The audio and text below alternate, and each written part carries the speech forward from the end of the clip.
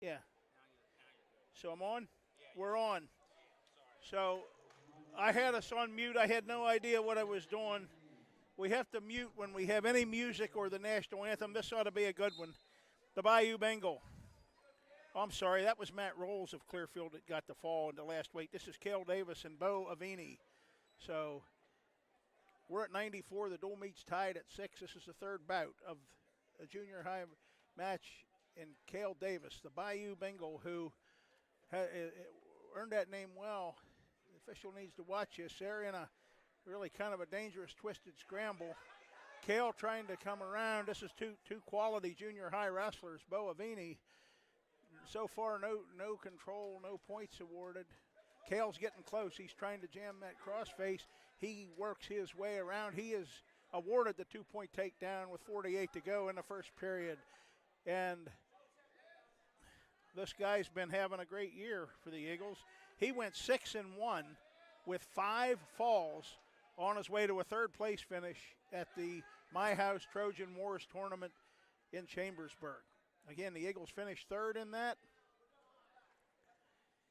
The Eagles finished third in that 36-team event, which was a terrific accomplishment. This guy contributed mightily to that team point total. And right now he is riding a tough on top of a very good opponent.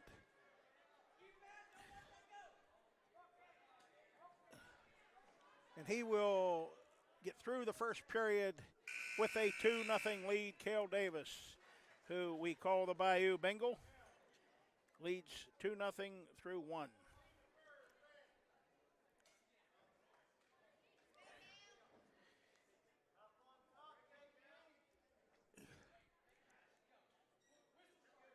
Yep.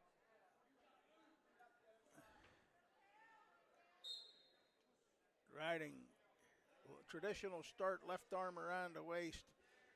He breaks Avini to the mat, and that's a good start. I can tell Avini's very solid. But the Bayou Bengal is, as I said, having a great year. I think his only loss in an Eagle singlet this year is the one that he sustained in the tournament at Chambersburg, where he won 6 other bouts, including 5 by fall. Now he's looking for that. Lloyd's right down there in the front. Lloyd likes that. He saw a chancery coming. Cale didn't get it there, but a couple of Bison coaches roar to their feet. It's early, folks. There may be a lot of that tonight on both sides here once we get through this and into the varsity. They didn't like that. They thought they saw I don't know if they thought they saw a full Nelson. They thought they saw something they didn't like. Cale Davis, the Bayou Bengal, is now hooking up, thinking cradle. He's got about 20 seconds to go in the second period. He's only got a 2-0 lead. Avini's tough. I don't know if these two have met before, but Cale Davis is the eye of the tiger, folks, the Bayou Bengal. That's what we call him. Some of that raging Cajun heritage. And here he is with a 2-0 lead after a solid minute-and-a-half ride. And he's going to take down in the third period with a 2-0 lead. And he gets set on the bottom and short sit. Now stand, good hand control coming around. Avini dropping in on a leg. Cale trying to scoot around. If he fought that arm in there, saying hip up, I thought he might reach inside, but he didn't put his left arm inside to look for a switch yet. Now maybe looking to come up and over the top. He's in pretty good position there. He hasn't scored, but he's battling. There you hear the cheers. I understand we do now have audio of "Come on, Cale" behind us and off to my left. He has a fan club over there, and right now he's trying to step through. He's almost, now he's trying to come around, cross-face his way into a reversal. If he hooks that leg, it's close. And he hasn't been awarded yet. He's reaching over to Avini, doing all he can to pull that leg in. Cale has a 2-0 lead. Avini trying to hoist him over, and now Cale dropping right in, thinking he doesn't even have the reversal yet. Now he does. It's awarded. He's got a 4-0 lead. He's got 10 seconds to go, and an excellent junior high bout between two guys who have I can tell by watching both of them, very, very promising. Not only the rest of their junior high years, but very promising future varsity careers ahead of them. Kel Davis, the Bayou Bengal, wins that one 4-0 with a first period takedown, a third period reversal late, and that 4-0 win makes it 9-6 in favor of BEA.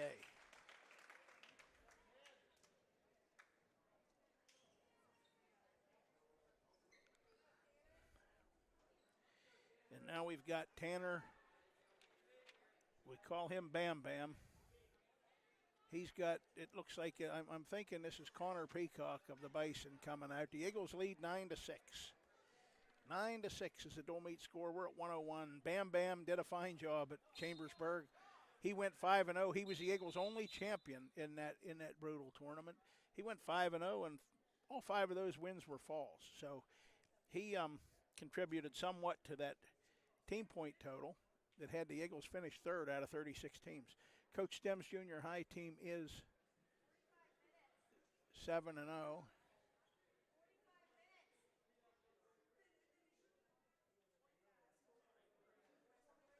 So what do we got here? We have a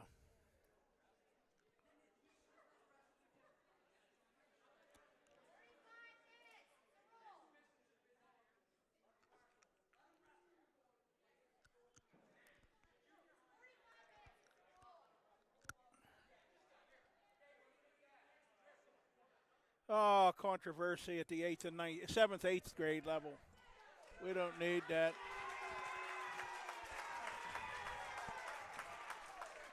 I don't know what happened there. They shook hands, and Hunter Gano got a forfeit win.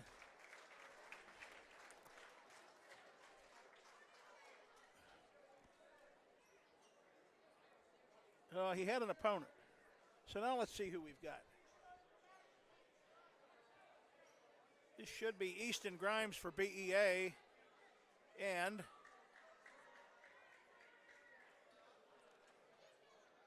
well, that was a fast one for Burnside Township, and the Godfather studying that crowd.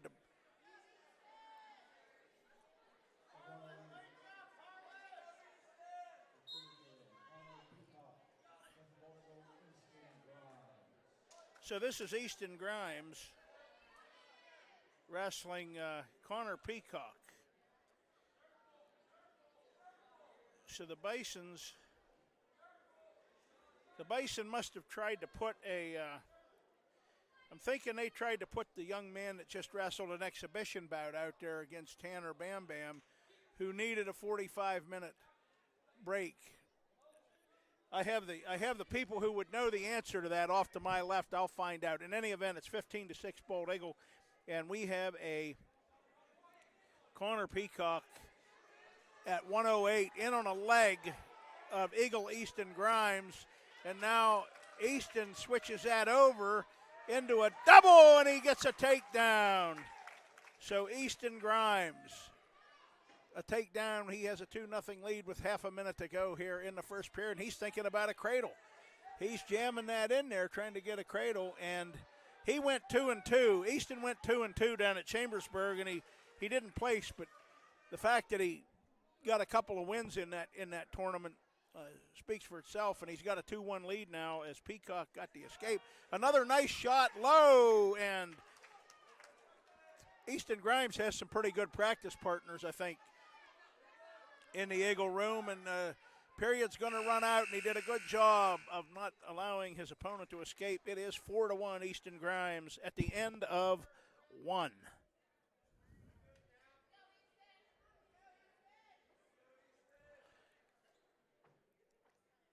And Peacock set on the bottom.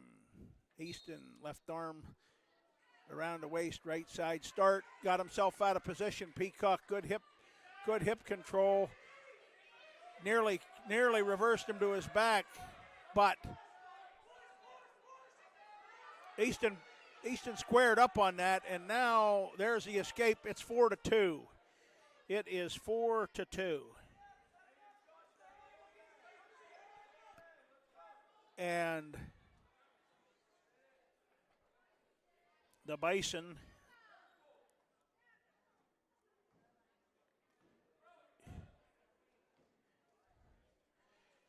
is looking to get a takedown here. We're about halfway through the second period. Easton Grimes, 2 takedowns in the first period, has a 4-2 lead. Connor Peacock of Clearfield. Bison coach is exhorting him now. He's got a shot. He's in on the left leg. He's trying to lift that, maybe switch it to a double. Easton getting in a little maybe too tight, but he's blocking on the leg. There's a better sprawl, but he's got to get around the head. He reaches over the head, trying to wing it. Something's got to give here, and it does. And Easton Grimes, with 5 seconds left in the period, picks up his 3rd takedown of the match. And we're going to the 3rd period, and Easton Grimes, who had a pair of takedowns in the first, one in the second, will take a 6-2 lead and get set on the bottom to start the 3rd period. And he leads 6-2. You don't want to make a mistake here, Easton. The key is to keep moving. Peacock looking around there, now draped over the top. I thought he might try to throw that left leg in, go cross body, but he didn't. So for the time being, Easton reaches out and is trying to pull that left leg in across in front of him. No change of control, but now it's close because still no change of control. Now he's behind, and now after all of that, an escape. They get to their feet, and then they finally break apart. It is 7-2 in favor of Easton Grimes, and he looks good in this tournament. I think that what he's experienced so far this year, he looks good in this dual meet. What he experienced in that tournament at Chambersburg seems to have helped him. That and the brutal practice room that he's in, and there's a takedown. It is 9-2. Now they tell him to cut him, and it makes it 9-3. And now the Eagle bench doing some mat coaching with 25 seconds to go. They need a takedown and then a ride out to the end for a major decision. Easton Grimes is up 9-3. He makes a shot. He lifts. He dumps. He's coming around. He's got 2 with 14 to go. And now you don't want to let the opponent out. You don't want to get careless. You've got the 11-3 lead. You've got a major decision, but Peacock's coming out. And I think he will hang on. Easton Grimes will win it 11-3. He will win it 11-3. And with that, the Eagles get 4 more points. The Eagles go up 19-6 in the dual meet, and we are going to 115. And let's see who we have here. The Bison moving some guys around.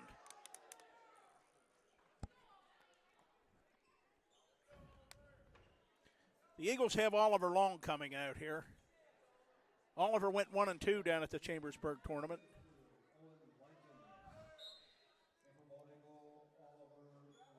So Oliver Long of the Eagles and Owen Likens at Clearfield. And I know that the Likens name, one of many, as with the Avini name, a number of names here in the Clearfield lineup tonight. And you'll see when the varsity gets here, they have a few more names of legacies that have been long part of the storied tradition of Clearfield wrestling. Right now, though, Oliver Long and Owen Likens. OL versus OL. Oliver Long of the Eagles, Owen Likens of the Bison, and Likens powers Oliver to the mat with a takedown, and the official is not yet awarded the near fall. There certainly is one. I'm waiting. He's saying that the combination's still connected. I don't know about that, but he still hasn't awarded the points. Maybe he's not going to award the points.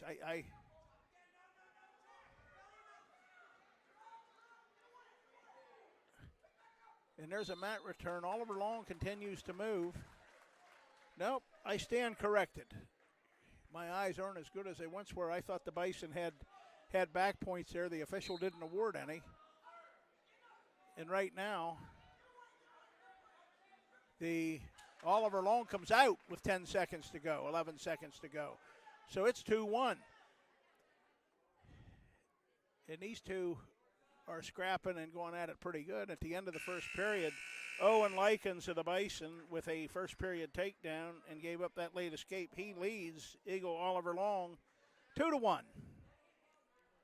And Oliver has the choice, and Oliver will be down to start the second period. So if he can get out again, we'll tie this bout up. But right now, Likens with that parry, well, he had a parry pin attempt there hooked up. Changed that just to a bar. He's running a bar on the left side. He switches off on that. Now he's back into a parry on the left side. Now he's jumping over and he's shooting a half on the right side. A good combination. Oliver Long rolls through that, though, and gives up no back points. He was very fortunate. You don't want to take too many chances of getting caught down in there, but Oliver Long's fighting. He's on his feet, and Likens brings him back to the mat with a solid mat return. Now looking to do a cross-face cradle. Now he jumps to the other side. Now he's going cross-face, going to try to bull him over, and Likens good control there. Halfway through exactly the second period, 45 to go, and the Bison wrestler leads 2-1, and he'll get set on top. Owen Likens of Clearfield, Oliver Long of BEA, and Oliver gets to his feet. Likens brings him back to the mat and continues that underneath cross arm ride, a pinning combination. He's trying to bull him, break him off of his base onto his side, onto his hip, and turn him. Now he's changing that up and trying to ball him up into a cradle with 20 to go, and he does have a cradle. It's tight, it's hooked, and it's very close. And there's a fall, just that quick. The Bison wrestler had a nice combination, and Owen Likens gets a fall in 2:44. And Clearfield gets 6, and the dual meet score is 19-12. BEA has a still undefeated dual meet season in the balance. Dawson Lomison, the Dominator, came out on the mat, and he was awarded a forfeit. He was not happy about that, I'm sure. His last time on the mat was his first junior high loss of the year. He dropped a tough 2-1 decision in the finals of the My House Trojan Wars tournament in Chambersburg after pinning his first 4 opponents. So that was one where he led 1-0, and he made a shot, coaching point there, and gave up a counter that turned into a takedown. It turned into a 2-1 loss in the finals of that tournament. But a great tournament nonetheless with 4 falls. And now Liam Alger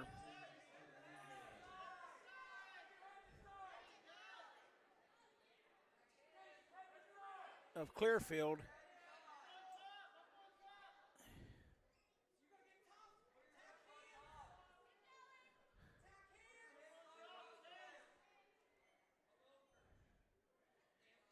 so we're going to see who we've got here.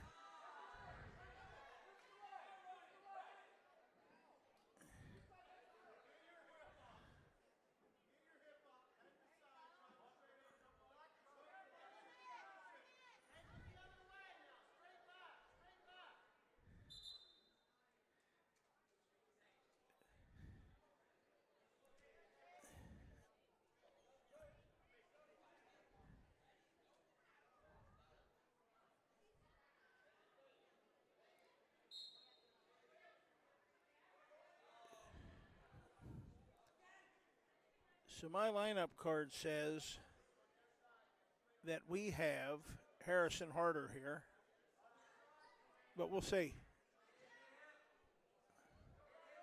Maybe not. I think Harrison's on deck.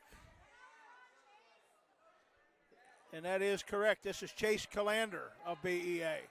So they pulled a switch on me here, and that's fine. The period will end, so I can get it right from here on out. Chase looked good. He got a takedown. He took Alger down. He hooked up the big move, the cradle, got the 3-point near fall, a 5-0 lead. The Eagles need a win here. They lead 25-12. Clearfield forfeited to 2 of the Eagles' 3 most established wrestlers. Now Alger in on a shot. He's driving, and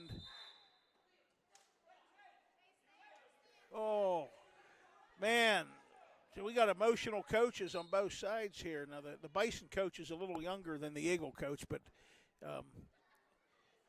I think this is one of those teaching points where you have a couple of guys that don't have as much experience. But now Chase didn't place at Chambersburg, but Chase is dangerous. He went 3-2 and had a pair of falls down there. Right now he's got a 5-0 lead, and the Eagles need a win. He's got Alger stretched out. Now he's got a crossface set. He's thinking cradle. I don't know. Alger trying to step inside that. Somebody's going to come down maybe in a bad position, but Chase has a cradle hooked up. He's working over to that side, and he's got a lot of time. He's got a takedown. So here we go with Chase Calander. And we are at 1:30, and Chase has Alger in a cradle. He's got him all balled up.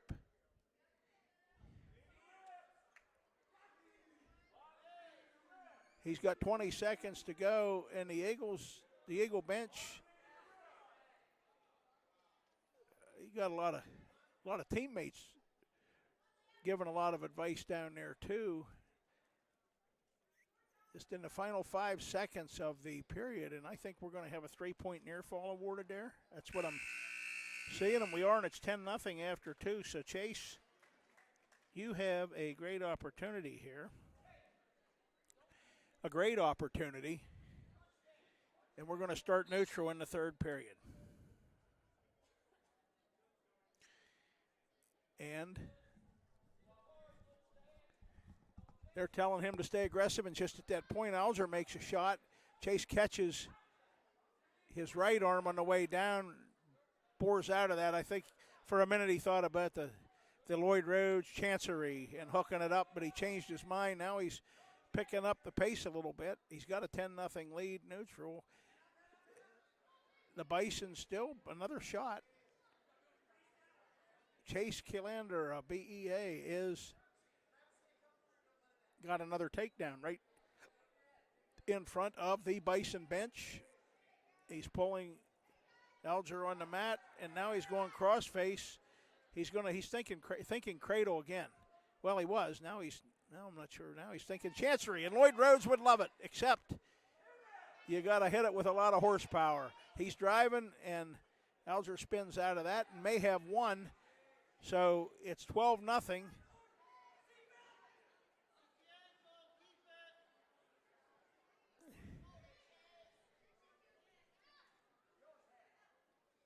Oh, Chase is reaching down there and cross-facing his opponent, and he will record well, I don't know. I thought he might turn him here. He's not going to turn him. He's going to win 12-0, a major decision. The Eagles will get 4 more out of Chase Calander at 1:30. He won 12-0.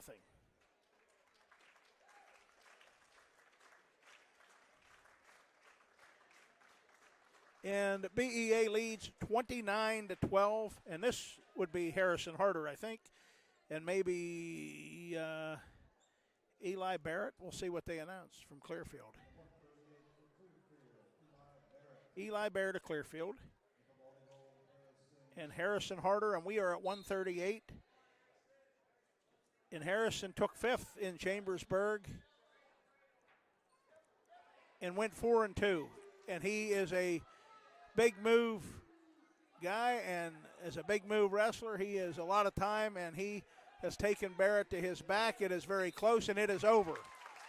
In 19 seconds, Harrison Harder has picked up a fall. He's got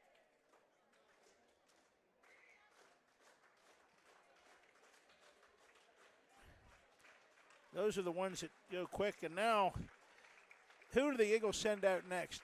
The Eagles have, there's no match at 145. No match at 145. So I'm assuming that means that an Eagles standout. Another one, Nick McCulley. Nick's good. He's a 9th grader. Braden Wills at Clearfield and Nick McCulley of the Eagles. So this dual meet, I think when I look at the weight classes and who's listed, is going to be the Eagles have won this dual meet. They are up 35-12, and Nick McCulley's on the mat, and Clearfield has a couple of weights where they don't have anybody listed at the two heaviest weights. So Steve Stem's Little Eagles so far have looked pretty good. Nick McCulley went 4-1 and placed second in that brutal tournament at Chambersburg, 36 teams in it. He took second in his weight class. He went 4-1, and he recorded 4 falls until he got to the finals. Pinned his way to the finals, and he lifts Wills high in the air, brings him down for a takedown. Halfway through the first period, it's 2-0 Nick McCulley. Nick McCulley was up in the room with the varsity for a while before the season, working out with them, I think. At least I saw he rolled around some there with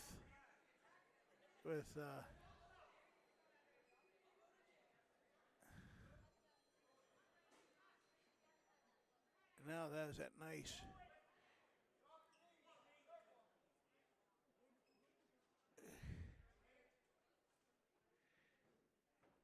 Nick's going cross wrist ride. Right arm to the left wrist underneath on Wills.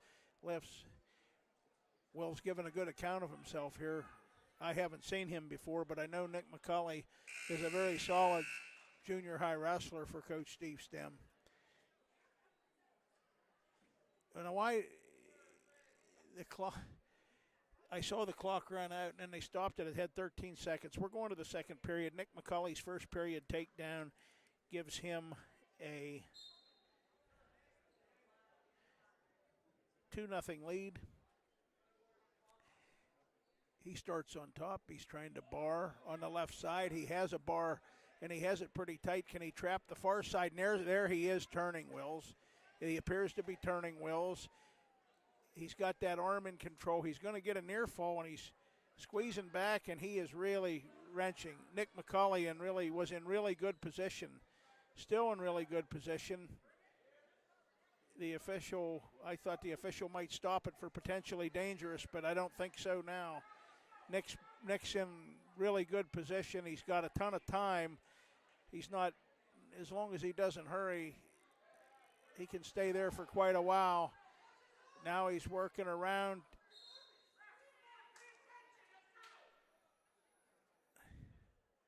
Three-point near fall, and the Bison wrestler gets up with 40 seconds to go. We're going to restart Nick McCulley with that three-point near fall. Will lead 5-0 as we are midway through, beyond the midway point of the second period. And the Eagles lead 35-12. The junior high, and I did a Clearfield Bald Eagle junior high match a couple of years ago. The Eagles won. Yeah, they won, but they won on the strength of forfeits. They lost more of the matches that were contested on the mat. That's not the case tonight.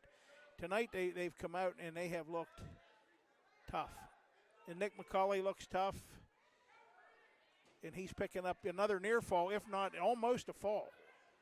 That's an interesting setup. He's got 3 more. He's going to have an 8-0 lead.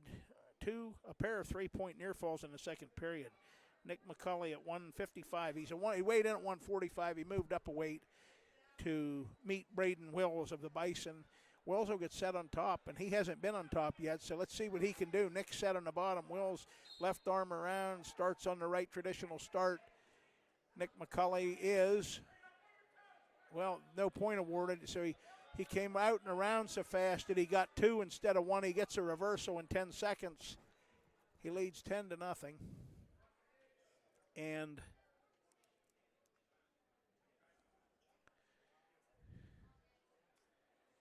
now he's got a bar again, and he's run that bar. He's been relentless with that leverage. Nick McCulley, the taller and I think probably physically stronger of the two wrestlers, with that leverage, was running a bar. It gets stopped that time, potentially dangerous. It's 10-0, 56 seconds to go in the bout. Wills is going to get set on the bottom. The Eagles 35, the Bison 12.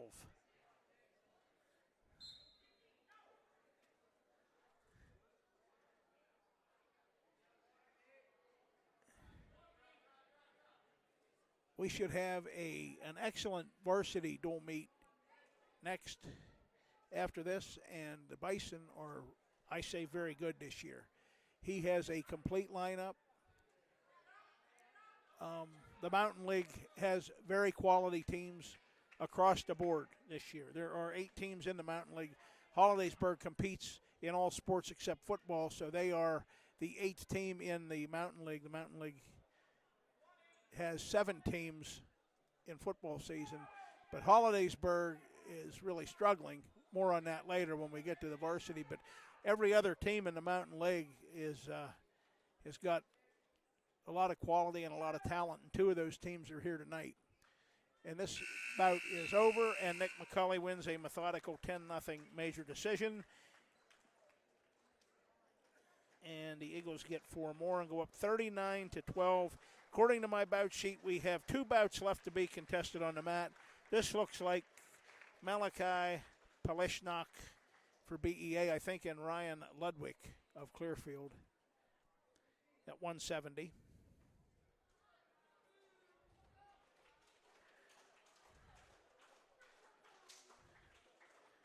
And the Eagles are going to forfeit to Ludwig.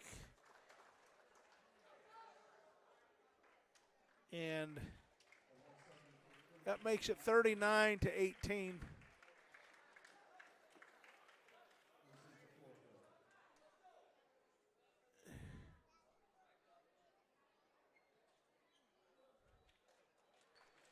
And the Bison will forfeit to Kyle Watson. So both teams forfeit when they had some. No, they won't. They will not. They will forfeit to Kyle Watson and move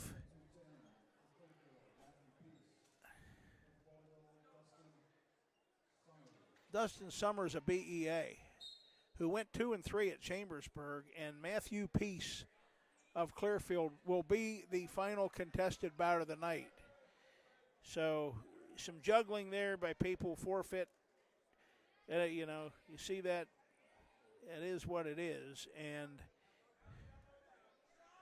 it's 45-18 BEA right now, and Dustin Summers of BEA, who placed 8th at the Trojan Wars with a 2-3 record.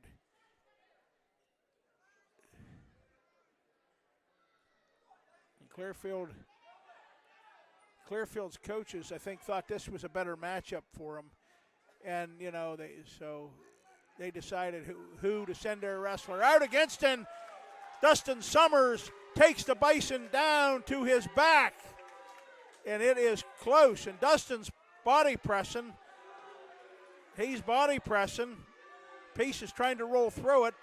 Something's got to give here. Dustin's up on top. And there's a fall in 103. A big fall for Dustin Summers of BEA. That should make it 51-18. And here comes Big Jake. You're not John Wayne from the movie. This is Big Jake Gardner. He's checking in at 250. Big Jake went 3-3 and had 3 falls. He took 6th at Chambersburg, did well for the Eagles down there in that event. Got 3 falls. That will make it the final with that forfeit. BEA 57, Clearfield 18.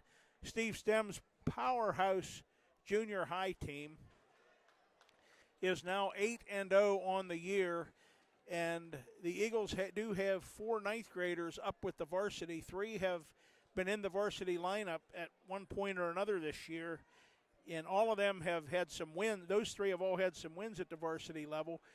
At some point, there could be a BEA lineup that features a varsity lineup that features 4 ninth graders who the Eagle Junior High staff, they're doing their job when they've got some ninth graders that are varsity ready to come up and contribute and be a big part of that as we go forward. Now, I'm going to take a time check here.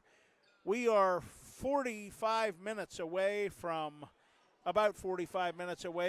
a Mountain League and Central Pennsylvania showdown. I hope we get a big crowd in here. I like that early January right after the first of the year date. That was the traditional 1970s and 80s and 90s time of year that BEA would meet up with Clearfield, and that's what we have tonight. And just like those old days, Jeff Affini has brought an excellent team in here. They are 4-0. BEA is 2-0. They don't wrestle on paper. They wrestle on Resolate. If they wrestled on paper, folks, if you tune in for the varsity dual meet, and many of you may not tune in until then, you're going to see a Clearfield team that bout by bout is probably favored in maybe 8 of the 13 weights tonight. So the Eagles really have their work cut out for them to stay with Jeff Avini's really tough, well-balanced, and full lineup Clearfield team. I'm going to go to mute. The Cowboys should be joining me hopefully in about 15 minutes. We'll come back on about 10 till 7 or so and talk to you at that point.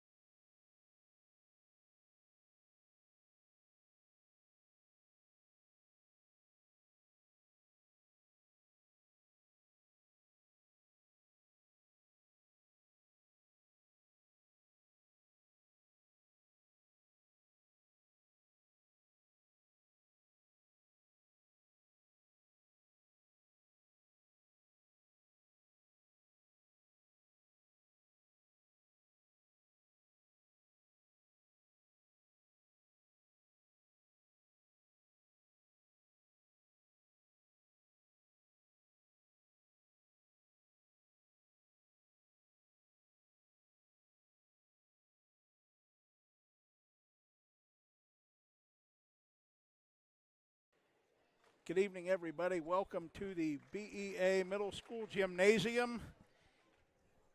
The Cowboy Adam Day and Todd Warner with you tonight. We're going to have an exhibition bout to start. Then we'll have to go to radio silence for the recording of the national anthem, and then we'll be back for the main event. So let's see who we've got here. The Cowboy's going to get the names. How you doing, folks? From what I can tell and from what I am told, we are in for a dandy tonight. And the scoreboard says they're going to start at 1:39 right in the middle. So that's what it says. Coach Hockenberry informed us we have one JV bout. Yeah, one JV bout. That's what Coach Hockenberry told me a while ago out there in the hallway.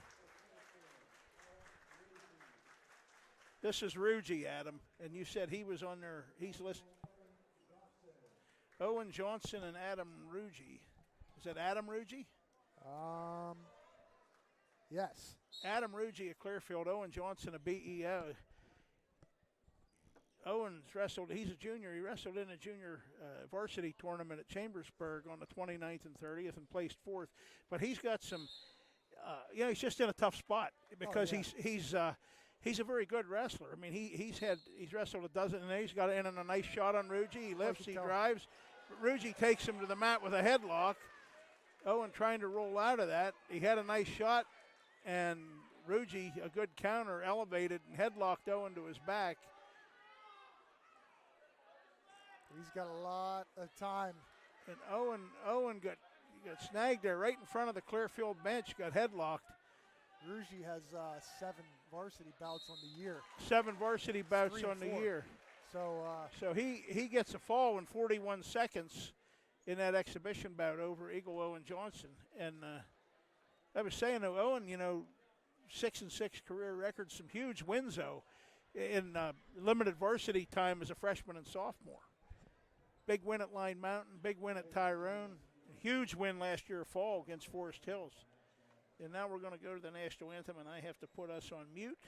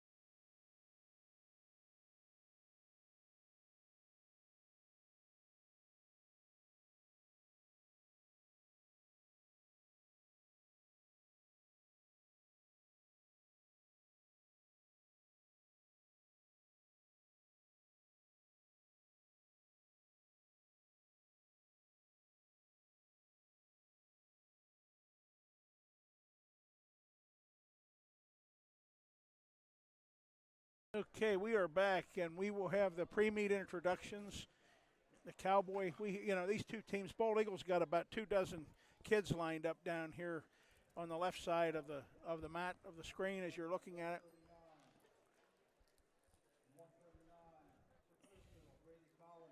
So Brady Collins. So Bald Eagle, we're showing Hunter Ischler against Clearfield standout.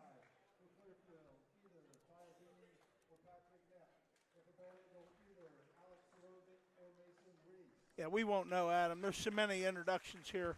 We're going to see people. I'm looking on my my roster here, and they're already screwed up with weights. So yeah, we're gonna wait and see who comes out when the time comes.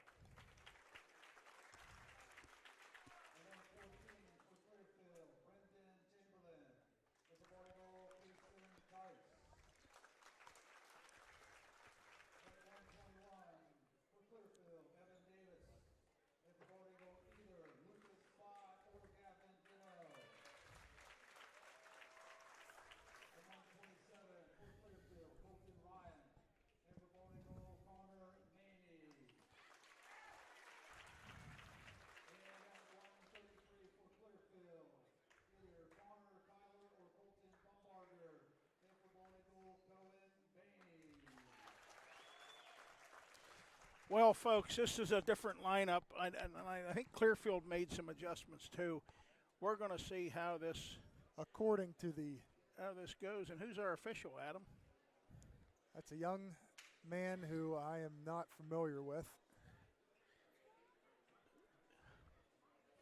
But according to the introductions, you will see a lineup that looks nothing like you've seen before. However, we know that those introductions aren't always correct. Well, when two teams have 13 weights and you're weighing 21 kids in, and we're going to start at 139. And let's see right off the bat who comes out for who.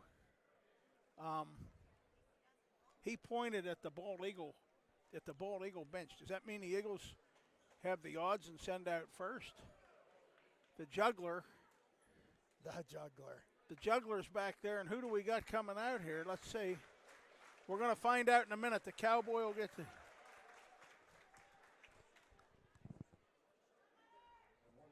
That looks like Hunter Ishler. It is Brady Collins. So Brady Collins, a marvelous athlete at Clearfield against Eagle senior Hunter Ishler. The Bison heavily favored here, and Collins has been up heavier this year. And Adam, I mentioned he's an outstanding talent. Cohen beat him 9-8 a year ago. Obviously, he's much bigger than Cohen now, and he takes Hunter down right away and goes into that tight waist tilt. He's picking up back points. Collins wrestled 41 varsity matches last year. It was 35-6. He now owns a 7-1 record on. Yeah, if you scroll over, how did he do in the postseason? He wrestled for quite a while. He took third in the region and did not end up placing at states, but still a state qualifier. As a ninth grader a year ago. As a freshman. And he's a marvelous talent. He got hurt late in Clearfield's football season, but he was Coach Janako's feature back as well. I made some comparisons to him and our own Gage McClenahan at that age with their wrestling prowess and their football field abilities. And right now he's got Hunter in a lot of trouble. He's got an arm bar and he's got a lot of time. Collins with a 4-0 lead is pressing, and Clearfield bonus points at a premium for both teams tonight. Clearfield 4-0, the Eagles 2-0. Coming in here without us knowing exactly how Coach Avini and Coach Gano would balance their lineups and try to have a chess match. He's looking for the grapes. He's got the grapevines in. It's very close. Yeah, there's a fall in 130. So when you get the grapes in like that.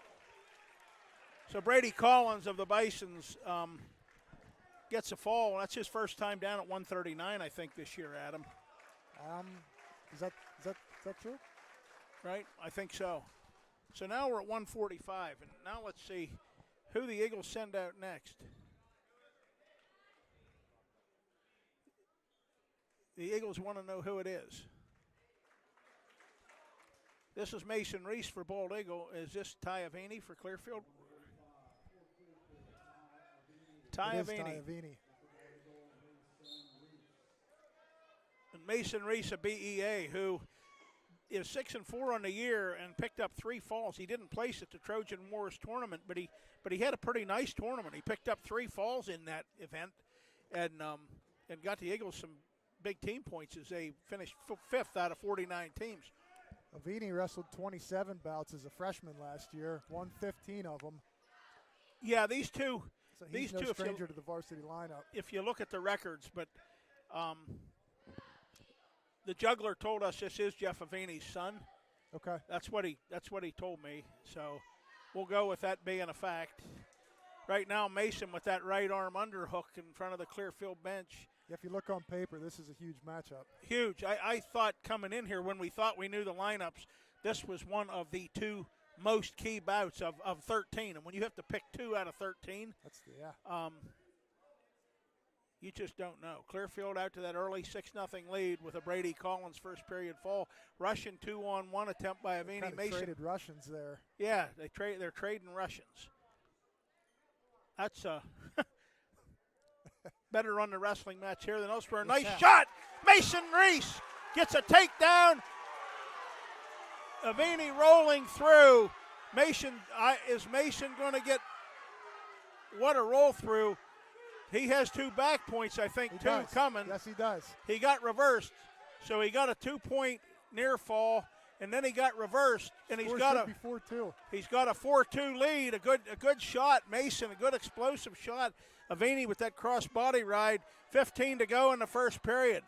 Pivotal bout for the Eagles. As Adam said, Avini wrestled 27 bouts a year ago as a ninth grader. He won 15 of them, and he is, I understand, did a lot of work in the offseason. And that powerful Bison leg ride, power half attempt. Yeah, he went right to work as soon as he got on top. No hesitation. Coach Avini's up, and he's not happy. And he's got as long a beard as my beard was that long until I got it trimmed today. He's got a whole different look about him. He didn't like the back points. Mason takes neutral, so this is a crucial period. You can't relax. You're going to have to score again.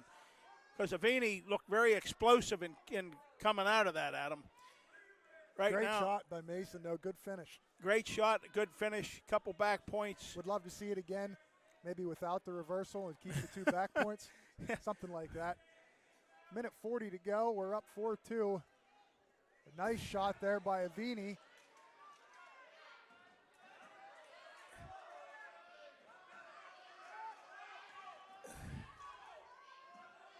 Leverage against leverage, Adam. How's this one going to turn out? We're about to find out. The official a long way. He's looking to get a fun. We may have we're going to have a stalemate. No, not yet. We're not. Mason trying to kick out of it, but Avini trying to come out around and spin back through. Mason controlling that wrist. Now Mason has got to watch himself. He could be getting himself in position to get Peterson to his back, but he is not. He's stretching that out. He's got to stretch that out or he's going to give up the takedown. Bald Eagle wants 2. There's no points awarded. I don't think there's any points for either of them yet. And there comes Avini with a... Wow, what a scramble. Wow, what a scramble. 40 seconds to go. Mason stuffing the head.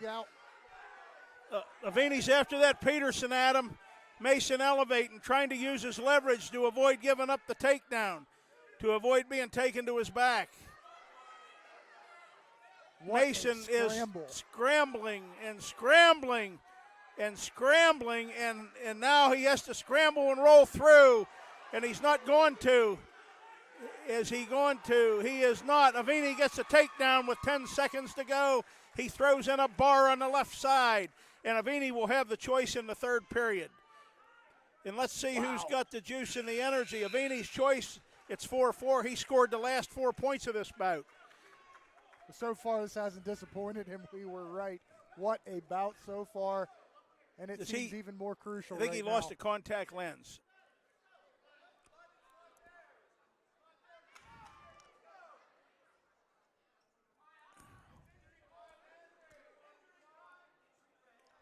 It's an injury time, I think, for a contact lens. Ty Avini, and here comes the posse. Coach Fluke, RG2, and the only voice I see moving, if you call it a voice moving, is fearsome Eddie Hockenberry. And now, here comes Hunter. Yeah. Big Cat. Yep. Couple of your fantasy football rivals that also didn't make it to the finals like you didn't make it this year, right? No. Well, I won't bring that up again here. No. We're going to the third period. Avini has all the momentum right now. He has scored the last 4 points after Mason hit a 4-pointer early. He does have all the momentum, but it is 4-4. He's going to look for an escape. Yeah, I think you give him 1 and not 2, just from what I've seen of absolutely. How he rolls around, throws the legs in. Mason under the arm on the right side. That crab ride, but that doesn't look good. Avini's on the bottom, but right now in pretty good position. Getting up high. There, Mason was able to readjust. Cross body ride. A hard sit. That's one way to counter a good cross face. That's a way to come back, but Mason was up too high. Now he gets that second leg in. Can he get a power half in? Can he get a power half in? I can't see the angle from here, Adam. He missed it. I think he had it. I think he had it in, and it slipped out there as he was about to turn. He might be. Similar styles. Just over a minute to go. It's 4-4. Both teams need this one. The dual meet. a long way to go, 11 bouts after this one, but that's one of those pivotal, could go either way toss-ups we talked about. Mason with that cross-body. Pivotal. Avini coming up. Mason now, is he going spread eagle? A hard set by Avini. Mason got to get that hip back up, and he does. Now we have a stoppage for potentially dangerous with 51 to go. Avini will get set on the bottom. Mason looks over, and 9 different coaches give him advice, I think. Mason will get set. Gonna listen to? Left arm, traditional start right side. Left arm on top, spiral off the right. Avini, I thought, was going to try that short set. Mason's time. That quick sit he has. He does have a quick set. Mason's got that leg laced. Mason's trying to hook up a cradle, but I don't know that he can hook it up. He's trying to hook it up. I think he might have it. Well, if he does, he needs to turn for at least a back point count. He has it. He has it. He had it. Watch out. He's got a count. He's got a count. He did get a 2 count. Uh-oh. Mason's in trouble. Avini gets a reversal. This is 11. It's 6-6 with 11 to go. Mason Reese has to come out. Peel him and twist. And we're going to overtime. We're going to sudden victory. This is Bald Eagle and Clearfield. This is the way they used to be. And they used to have bigger crowds here. We have a big crowd to our right. The other quads of the gym. They are up.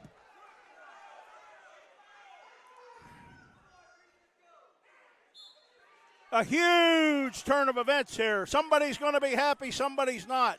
Mason Reese and Ty Avini. Nose to nose, head to head, a slip here, Adam. Anything, out of position a little bit. We'll see who has more caution and who goes with reckless abandon. Avini controlling the wrist. Mason dropped in. The Bald Eagle didn't like that. Avini controlling the head in a pummel. Both of them with pretty good leverage.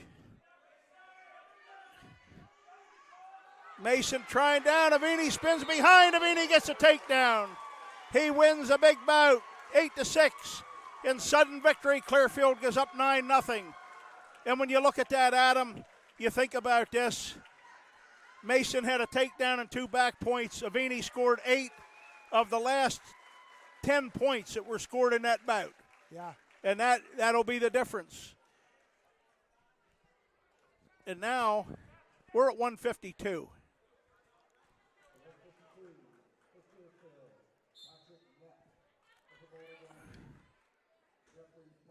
Well, now the Eagles definitely need to get some type of momentum back. This is Patrick Knapp, Adam. I don't know what you have on him. Yeah, I was trying to correct Coach Gardner because I didn't see the Jeffrey Pfeiffer hair, but it looks like it just got shaved off. Yeah, he. So I don't, in fact, need to correct him. He went 3-2 down at Chambersburg. Jeffrey Pfeiffer has 34 career falls. The Eagles need a win out of him here right now, but a 35th career fall would be just fine with the guys up in Section 737 of the Rhodes Arena. Absolutely. And Jeffrey right now has to watch himself. He's got to watch himself. He was collecting back points, got a little bit out of position, now rolling back around. Jeffrey Pfeiffer is just now collecting back points on that same count. So I don't know what we have. After all that, we have 2 near fall points. Now he's trying to hook up the Pfeiffer cradle. And the Eagles need something big here. The Eagles need 6. And Jeffrey Pfeiffer. Now there's 3 more back points, but we'd like 6 right here. The Eagle bench wants it. They're oohing. They're all in, but nothing. We'll get those 3 back points. That puts Jeffrey up 7-0 with 20 seconds to go in the first period.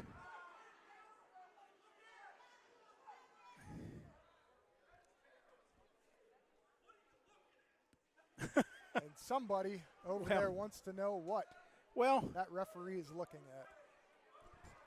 at. That's going to end the period. Into the second we go. Jeffrey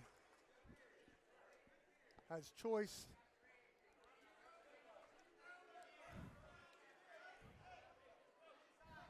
And he's going to take top. Was it Jeffrey's choice? Jeffrey's going to be on top to start the second period with a 7-0 lead. I thought it was his choice. Whether it was his choice or not, he will start on top. Take down a 2-point near fall and then a 3-point near fall. He's going to have to keep applying the pressure here. Clearfield standout Brady Collins got a fall, and then in one of those huge matchups. And I said this morning, I told you that the two that I thought were most pivotal, that was one. That bout at 145. Let's see what the Eagles can do here to kind of get back in this thing. Jeffrey methodically trying to hook up a cradle, and now he methodically does. He's got it hooked up, and there it looked pretty good. Looked pretty good. Looked very good, but he still doesn't have the fall. Now he settles back. Boy, he looks pretty flat. He looks pretty flat there, Todd. Oh, my. Oh, my goodness. Everyone here in front of us wants to know, why has the mat not been slapped? Everyone on that bench wants to know. I want to know.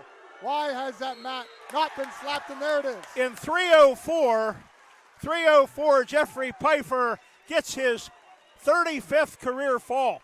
Adam, I think he needs to set a goal for himself to end with more than 50 career falls at the end of the year. Well, he could. He could. And the Eagles desperately need it here. And here comes Cameron Dubbs. It's 9-6. Jeffrey Pfeiffer with that. Carter Freeland of the Bison and Cameron Dubbs of the Eagles.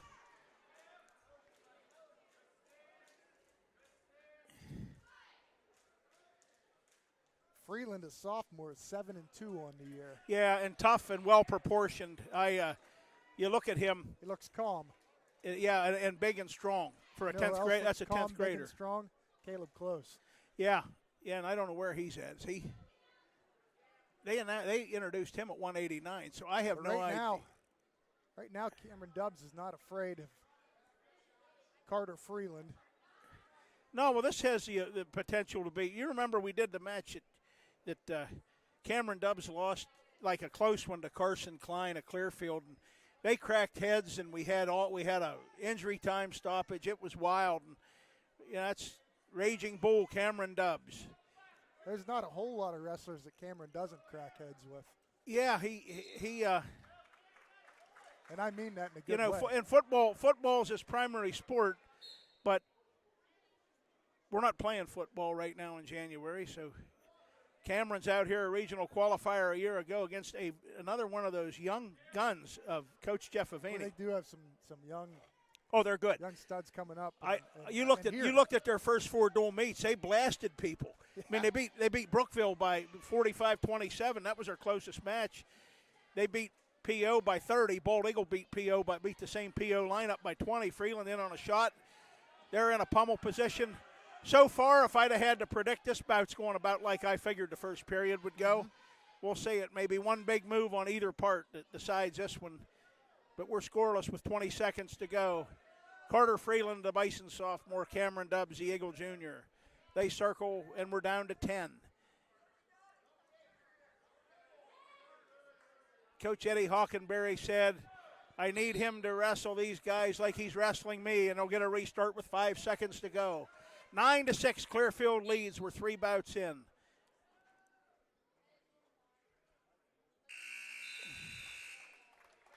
The Eagles on paper did not. Dual meets are all about matchups. When you looked at the records, but the experience, they didn't match up well. Each weight, BEA did not match up well in this dual meet, and that's weird because they may match up better against somebody that Clearfield doesn't. It all depends on where you're at with the dual meets. But Cameron Dubbs starts on top, left arm around, traditional start. Freeland very strong, has maintained his base. Right now, Cameron chopping, and Freeland's to his feet, and he's out in 12 seconds. So 1:48 to go in the second period. The Bison sophomore has a 1-0 lead with that escape. You see how that was methodical. He got to his extremely methodical. Methodical and strong and good. Good balance. And Clearfield, Adam, as I mentioned, Coach Aveni has taken a lot of heat sometimes because he's pretty outspoken. But, you know, I talked to their AD as we're watching this one, still 1-0 Carter Freeland, a minute 20 to go. Clearfield is AA now in wrestling, and that was according to their AD, who I talked to in the press box at our football game in week 2, that was a hard sell to the old guard in Clearfield, you know, where the most storied tradition, most storied program probably in Pennsylvania that was a hard history. sell to Coach Avini. No, not to him. It's a different era. Okay. And I think he showed a lot of courage. I mean, he's homegrown. He's been a Clearfield guy his whole life. We have a stall call there. Who got hit, Adam? He held up a green wristband, didn't he? Yeah.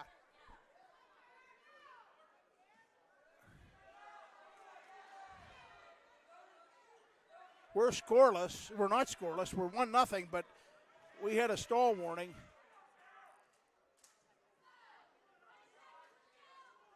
Nose to nose. Couldn't have scripted this one any closer, Adam. No, you probably couldn't have. That third period is going to be an interesting period if there's no more scoring here in the final seconds. And Freeland tapping. And there's a shot. He lifts. He drives. Nope. And Carter Freeland was about 1 second and about 6 inches from a takedown that would have given him I a was 3. just about to say that all Freeland's had was a lot of setups, and then he goes and is inches away from that takedown there. But score early and score late. It is right? 1-0. We are going to the third period, and Cameron Dudds will start on bottom. I think Cameron cautioned. Yep. Cameron moved early, so now Cameron needs blood time, and here comes Scott DeVore.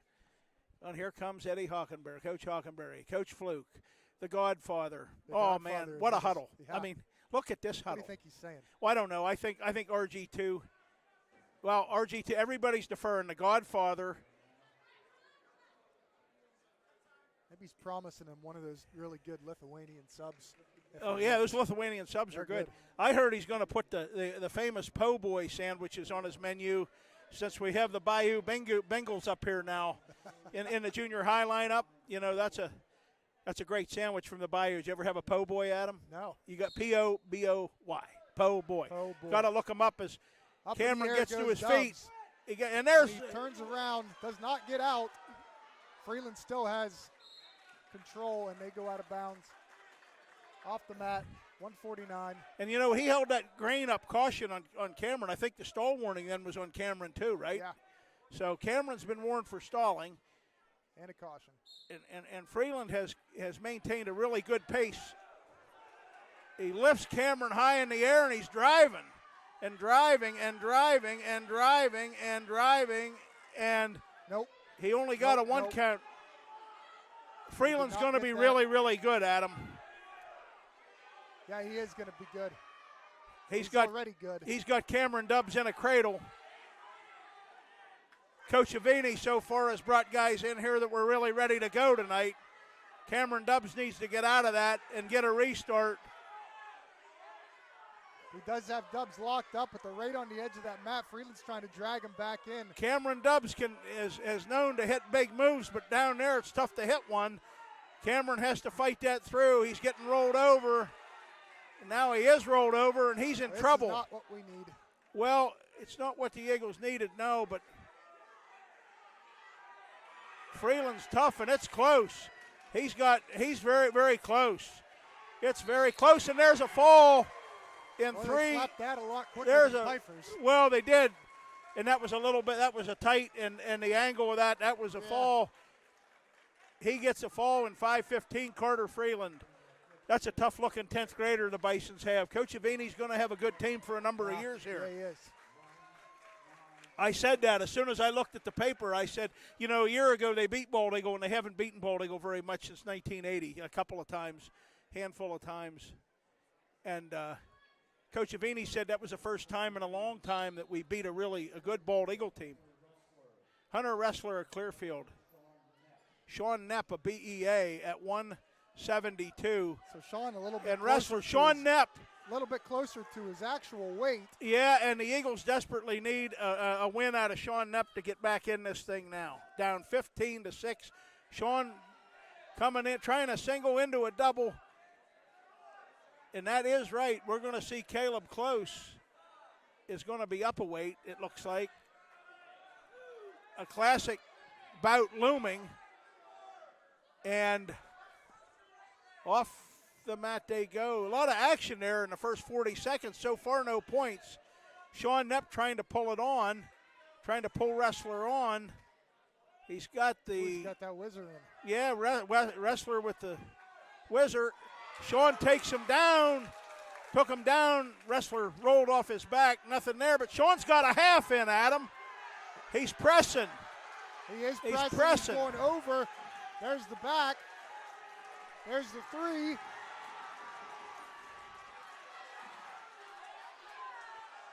And he's going to try it again.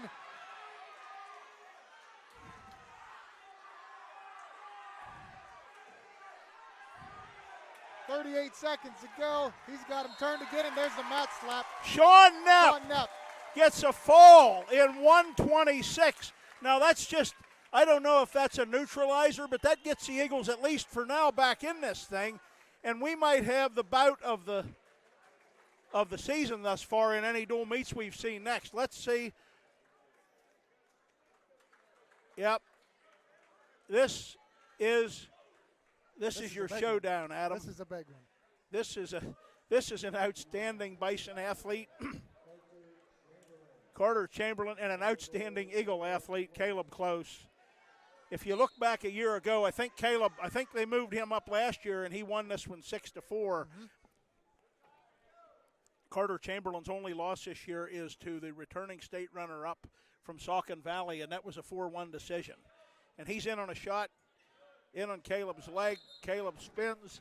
This ought to be a dandy. Good sprawl back from Caleb. I wonder how many pounds he's given up. I wonder about that because they simply said he was weighed in at 189. Maybe he weighed more today. I don't know how you do that, but this is an interesting situation now. And now I wouldn't have thought that a pivotal bout might be one of his tonight, but now it's very pivotal given the matchup we have. Caleb trying to get a leg in. He's kind of trying to come up on top. He's wrenching. Wow. Wow, a lot to go here. This is outstanding high school wrestling in PA. each with one loss on the season. These guys are likely in the postseason to be at different weights, even though Clearfield and Bald Eagle will be in different regions, since District 9 is part of the Northwest region and District 6 is part of the Southwest region in AA. Likely to be at different weights. Yeah, likely, I would think. But we're scoreless. We're scoreless. And again, a classic battle. Caleb Close, as I said before the match, has proven to be difficult to score on with most of his opponents that we've seen. There's a nice drop shot but Caleb Close, the balance and the leverage is going to try to power his way around and hook a leg. He's got it leg. They want to.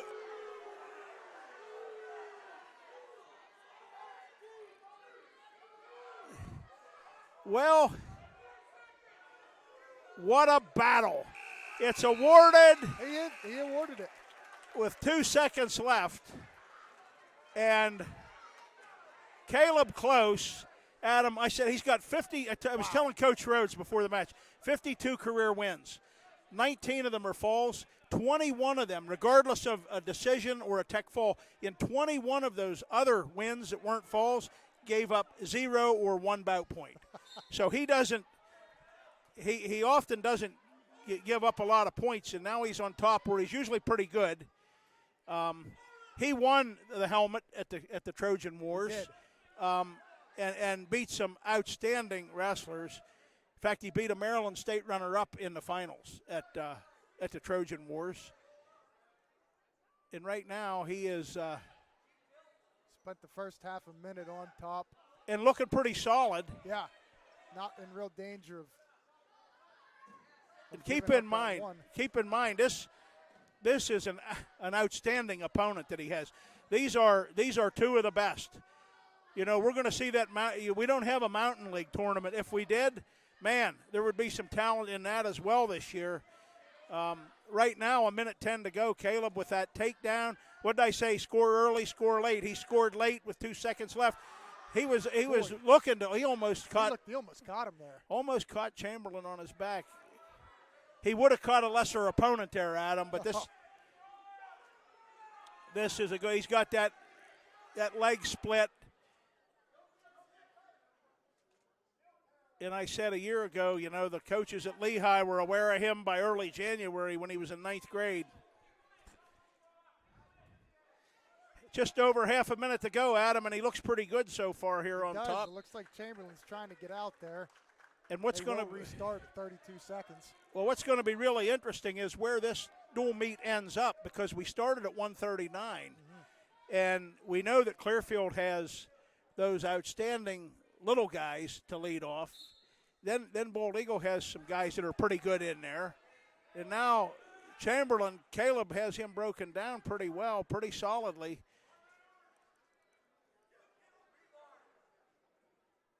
The jugglers down there plotting and scheming. I love to speculate on what we have coming up next as opposed to the other team, but this is I'm gonna do my best to focus right here, right now. Oh yeah. Well, this is still a big one. Well, it's a good one. It's 2-0. He just rode Chamberlain out. Now what's Caleb? Will Caleb take down? You would think, or did he take top in that period? Let's see. He's taken down. It is his choice. Yep.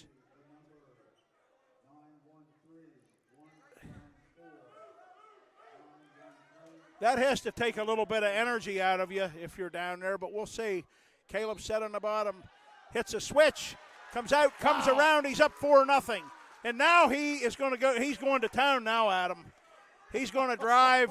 He's going to drive, and he's going to push that double one-on-one, the leg lace.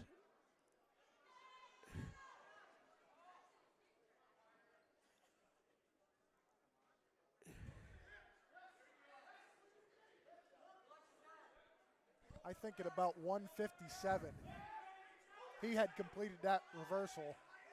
Yeah, he did. He got the reversal in 3 or 4 seconds. I think he had it at 3, and he got the award at 4. Good inside switch when the kid set up across from him and on the opposite side. Right now, he's just. Man, he looks so comfortable on top there with a opponent that's bigger than him. Yeah, he does. And they're going to go. I thought they were going to go off the mat, but they're not yet. A minute to go. Now they're off with 59 to go and about. Caleb had a first period takedown, a ride out in the second period, a third period reversal, a 4-0 lead. Chamberlain set on the bottom, and Caleb gets set right arm, traditional start, right arm around the waist. And now Chamberlain's to his feet. And there's the point, and he cuts him with 51 to go. And now, there's that Russian attempt. Carter Chamberlain bearing in with that, Caleb underhook counter, and he drops in on a leg, and they're off the mat in front of the Eagle Batch with 31 to go. And the Godfather doesn't even want him to tie up. He just wants a regular decision win. You see him get up there and wave that off. He waved it off. He waved that off. I don't know. What a sign that was. What a bout between two class. That was a safe and outstanding high school wrestlers at Central PA. The high crotch, the headlock attempt. Chamberlain has a headlock. Caleb's coming around. He's got Caleb on his back. He's got the grapes in, and that's going to be a problem. The big move. There it is, the fall in 5:50. Chamberlain very strong. Caleb got stuck there, and that's how they end when they end like that. Chamberlain but you see, that'll come around. No emotion there though. No emotion, Adam, out of either of them. Chamberlain, they shook hands and off the mat they went. Caleb's going back there thinking, well, that fall in 550. And here comes Gage Gardner, the Eagle freshman in his first ever varsity bout at 215 against, that's Eric Myers at Clearfield, right? Yes. And now we have a really interesting dual meet as this one's winding through. Gage Gardner, the 9th grader who will be excellent at some point in his career. And I think Myers is a senior. I'm not sure about that. I know he was a key lineman for Coach Giannocco's football team. Myers a senior. Gage Gardner, a freshman in his varsity debut after going 5-0 in the JV tournament and winning being Bald Eagles' only champ at the JV tournament at the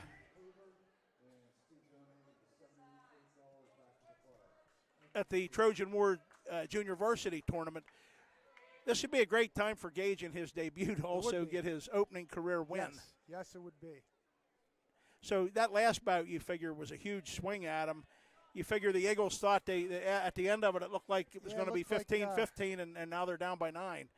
But we'll see. We'll see. A learning point. It's early. Sure. Troy said, I mean, the dual meet is what it is.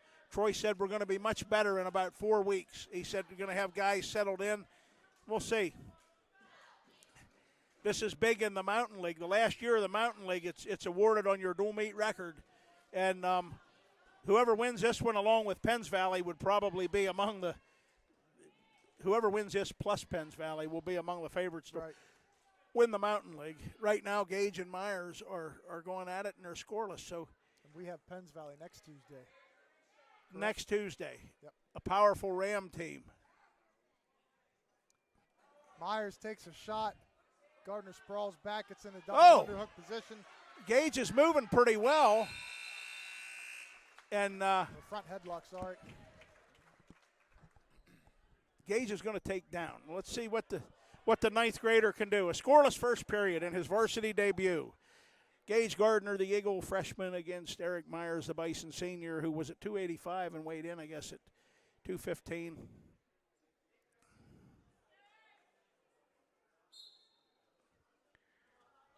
Gage doesn't want to be under him for very long, though.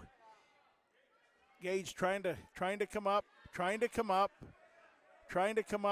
He's trying to reach. They don't want him to reach. But Gage is on his feet. Can he break the grip? That's it.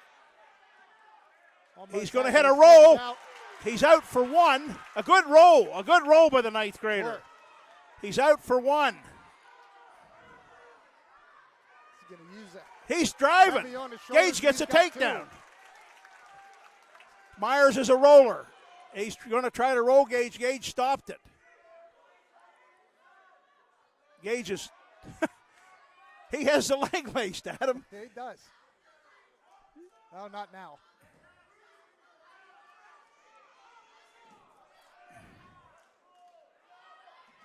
He cuts him loose with 1:05 to go. Gage has it should be 3-1, shouldn't it? Or is it 2-1? He only give him a reversal? Only gave him a reversal. I thought Gage had 1 and then 2, but now I think they just awarded the reversal. He gave him a reversal. So it is 2-1. Well, they had complete breakage, didn't they? We'll have to watch a tape of that. I think he still had that front headlock position and never broke. Never gave it up. Okay. So it's 2-1.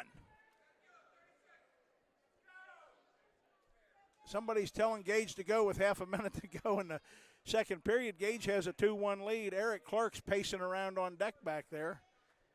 Clearfield has a big, tall guy that we don't know anything about on deck. We thought we might see Clark and Myers at 285. Yeah, we did. And, we had Myers here wrestling at 215 against Gage Gardner.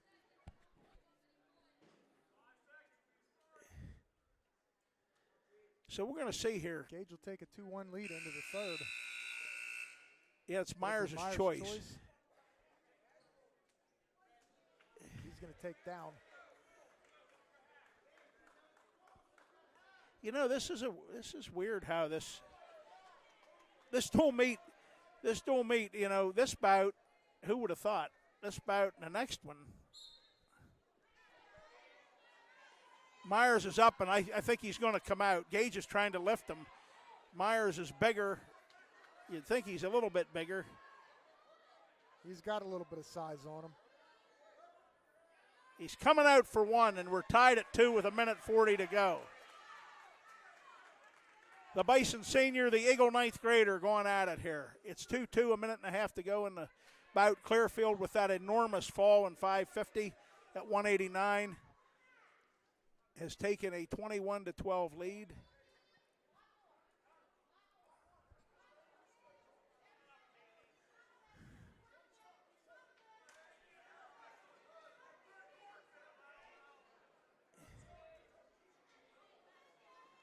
A minute 10 to go. Both wrestlers with the collar tie here at the edge of the mat on the Bison side. They'll bring it back to the middle. Lots of fans want some action. They're getting a little chippy. Adam's on the call there, nose to nose. Adam with 45 to go. It's still tied 2-2. The freshman Gardner in his varsity debut spins back after a Myers shot attempt. He now has a front headlock hooked up, and he's going to spin and keep spinning and spinning. Now if he can turn and come around, he's going to keep spinning like a lightweight, like a 106-pounder. He's got a leg, and now don't get under him. There's 15 seconds. Lots of action there. No score. It is 2-2. 10 to go. What a battle. We're going to, I think, go to his first bout. Likely past the third period. What did he do?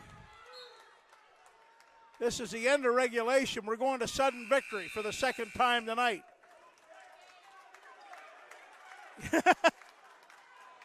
That's good. That's a good start for him. Yeah. First varsity bout. Good start. Nose to nose. Going up against the senior Myers. Nothing through the first 15. Gage spun pretty well there. He was spinning. He was. Now he's got to spin again. Another shot attempt by Myers. Good sprawl. If he can keep spinning and go behind. Doesn't get it that time. But what a good strategy. He's going to try him. Using that weight. They want him to spin. They want him to spin, and he does. What a great bout by Gage Gardner. Gage Gardner is 1-0 in his varsity career, and that was the first of what will be many as he gets a little bit older and grows up. Here comes big Eric Clark against Nick Baylor, I think you said this Bison is. Nick Baylor is who they have listed here. We do not have any info on Baylor. The Eagles are down 21-15. Eric Clark is 4-4 on the year. He was 1-12 a year ago, Adam, and he has improved. And Eric Clark, I don't know if the juggler gave him any advice on this guy or not. This guy has a lot of leverage. This big, guy's tall. Got some weight on him. Yeah, he does. He's a big boy. He's big. Baylor's a big kid, and Eric Clark's a big kid. They're big teenage high school wrestlers, and BEA trails 21-15. The little guys are coming up next.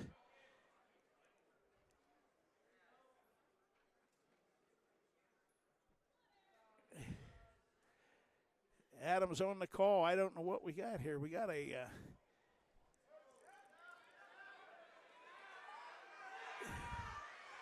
so this kid must be a thrower.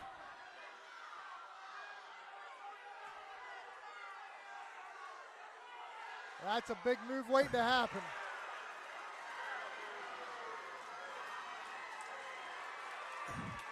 Baylor hit a big move at leverage. Huge move. Huge move, and they came to wrestle. The Bisons got a fall in 103. And you know, I pointed something else out, Adam. Bald Eagle wrestled in the Trojan Wars. For the folks out there listening, and this isn't excuse. It's no excuse. Coach Avini has a really nice team and really good kids. Clearfield took the entire Christmas break off. They competed nowhere. They were off for, a dozen nights or 10 nights until tonight. Bald Eagle, some of these Bald Eagle guys just 4 days ago, were wrestling 6 bouts. Right. And that was a trick State College used to play. They didn't used to go to anything extensive over the holiday break. Mm-hmm. And now we have Cash Deal at Clearfield, who I am sure I think I probably watched his dad wrestle in the 90s. I'm guessing based on the last name. And if so, he was a good one. He was a little bigger than this kid, but this kid's a 9th grader. I think he's 8-2 on the year. He's got Liam hopping around on one leg.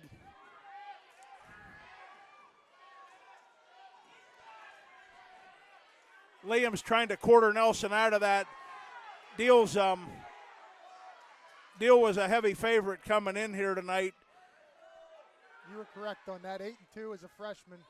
Yeah, and he pinned Foster from PO, who beat Liam 4-3. Yep. So Coach Avini, as I said, they went Double A. They're in Double A now. I hope they stay there. That's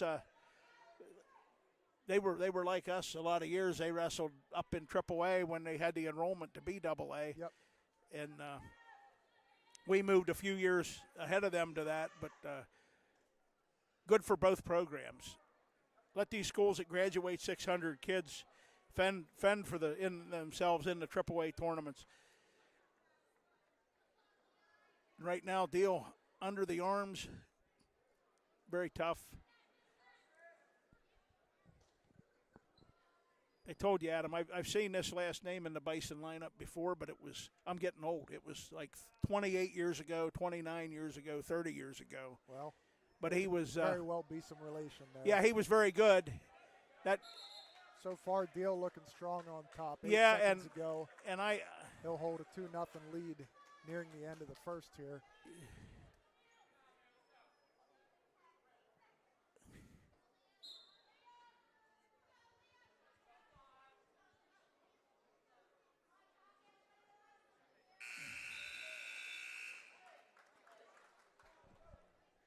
Yeah, that was a good first period for Liam Purcell. Sure.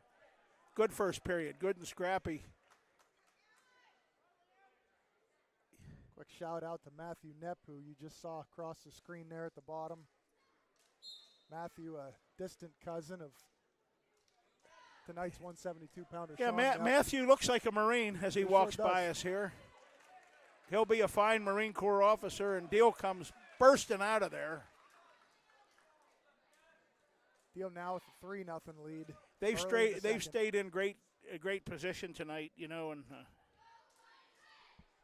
I had mentioned, if you remember the memo, and you see the memo, you remember the memo. I did mention that Clearfield had A, an excellent team, and B, was not going to wrestle over the holiday break, and they were going to come in here ready, and they came in here so far. They've been very ready. They have been. As Deal picks up another takedown and goes up 5-0. And I thought he would probably be a person that uses the legs and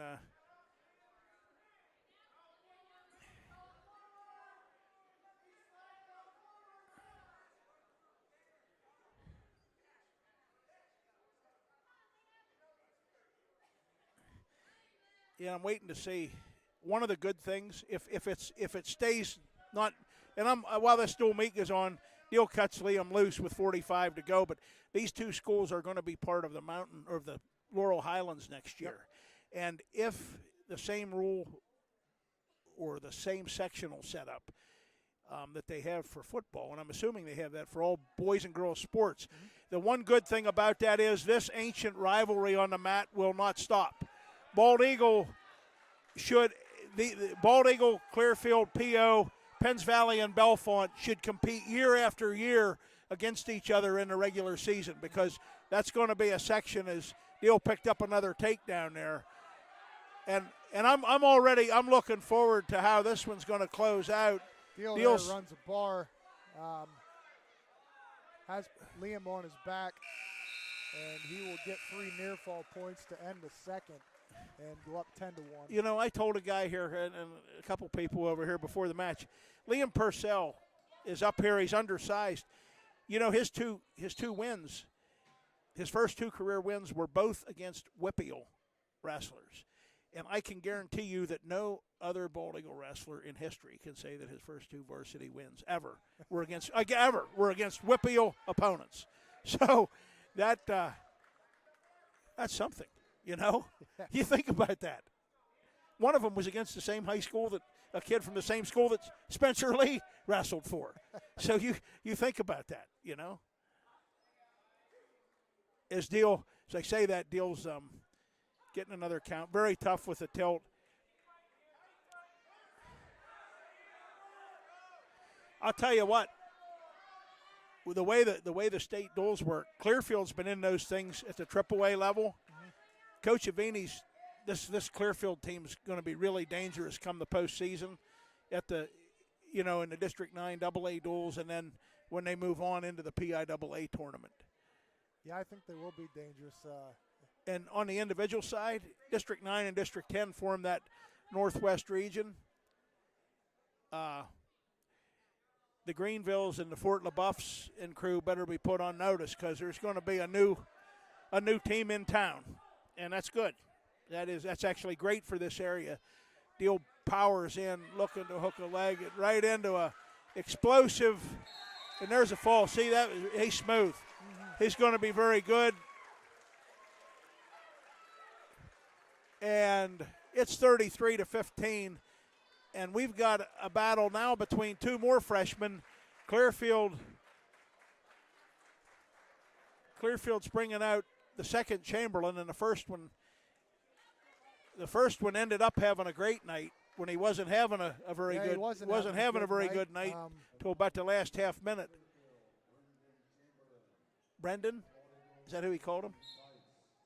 That is Brendan. B-R-Y. Okay. Brendan. I almost heard Coach G right there. Brendan Chamberlain. Cason Tice is 2-2. He got his first career win. He just got into the varsity lineup for the Trojan Wars tournament. He went 2-2 down there. He opened with a win, and right now he is. Well, this is the younger Chamberlain, a freshman, 6-2 on the year. Yeah, 6-2. We knew both of them were good. So Cason is a fighter and a battler, and he, he's one we referenced that Clearfield had good freshmen tonight. Mm-hmm. The Eagle lineup had 4 of them. We expect 4. This is the third one that's been out here so far, and Connor Maney coming up later. And right now, Cason looking to try to hook something up on Chamberlain. He's lifting. Cason is right into the grapevine. The upper body, the savvy. It's very close. It's very close. And the official calls him off the mat. 3-point near fall. It's 5-0 Chamberlain. They look like a team that is well rested and was very ready. Quickness, exploding to their feet. Well, they were absolutely ready.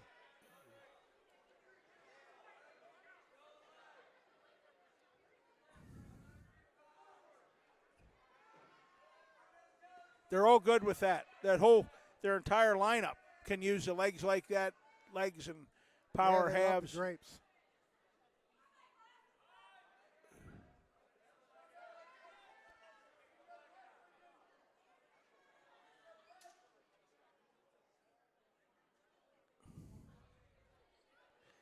And we looked, this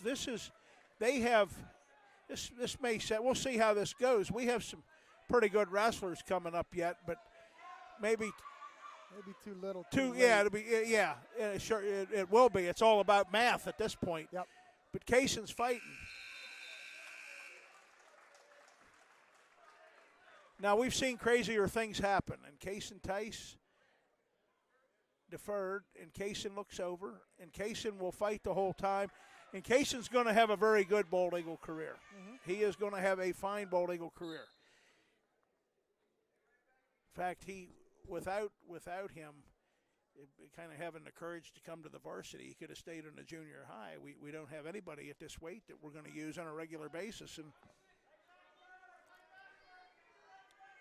he's stuffing that head.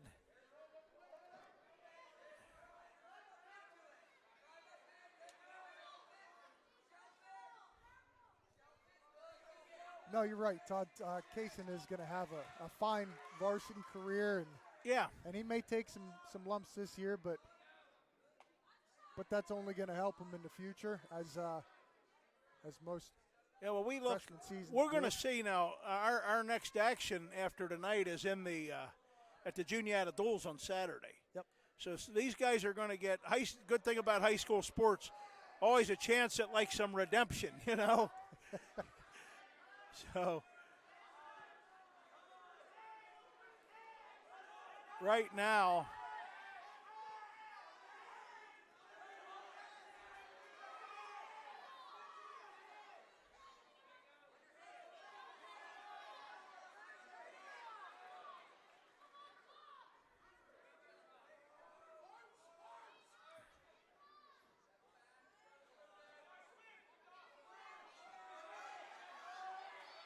he's still fighting at him. He's driving. He's trying to catch the head. He's hooking up a.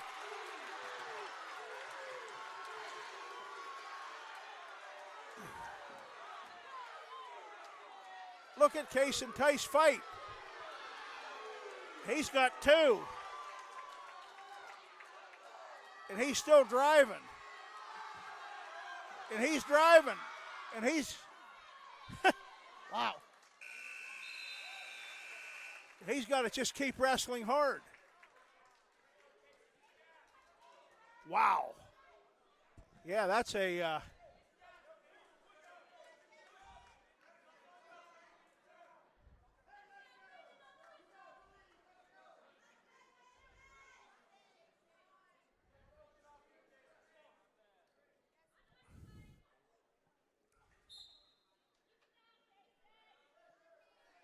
So he has given a good account of himself here. Now he needs to just keep it up, try to turn him again. You know, he was trying there. He's looking. I don't know what he's thinking, cradle or bar. It's up around that head. Oh, he's thinking bar. His opponent was going to step over. Now he's in a Merkle. Now is he going to try to roll under that? He's got the leg inside. Bulldog, the Godfather is barking Bulldog at him down on the left. You hear that, Cowboy? Well, I call it a Merkle. The Eagles call it a Bulldog. It's really the same thing. Squeeze, they're saying. Is he going to roll through it? Kaysen tried a big move. The headlock! Must win. He's got a headlock, but he's not in position with it. Now he's in position with it. I can't believe this. Wow. Wow. The Godfather wanted a Bulldog. Yeah, he did. Pin him. It's close. It's very close. There it is. There it is. There it is. There it is. Case and Tice was down 9-0. This is Don't Meet's not over yet. We've got Lucas 5. We've got Cohen Bainey. We got 133, and we're down by 12. Wow. I have not in my life. Wow. Now, who is this charging out on the mat, Davis? Who's coming out for the Eagles? Is Lucas 5 wrestling tonight? I don't know. We're holding people here. Who is it? Who is it?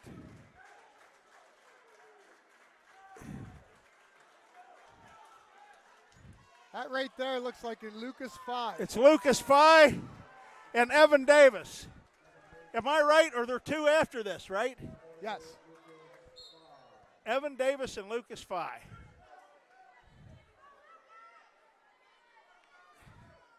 Who's Clearfield look like they have next, Adam? Oh, no, I'm going to look up Davis quick. Oh, he's good.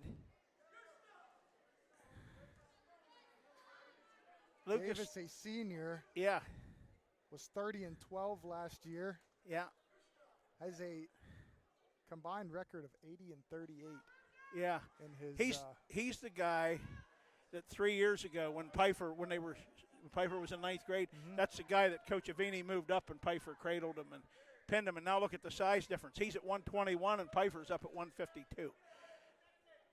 The Eagles need a win here out of Lucas Phi.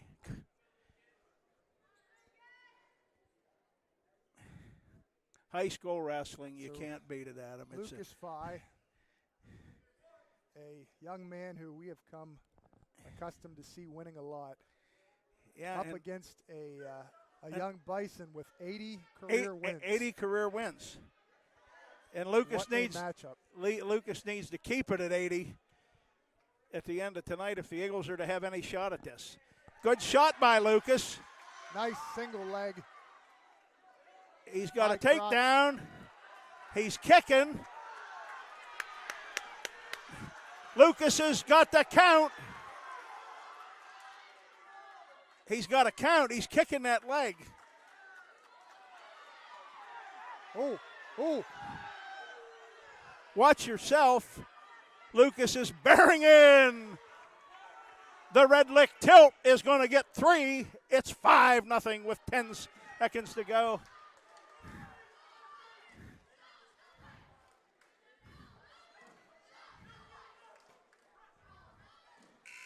Todd, this still meets getting excited. Who do you think Clearfield has on deck? That may be the question of the night.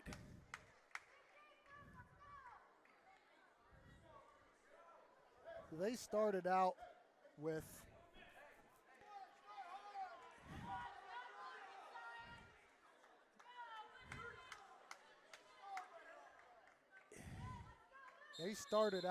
Collins.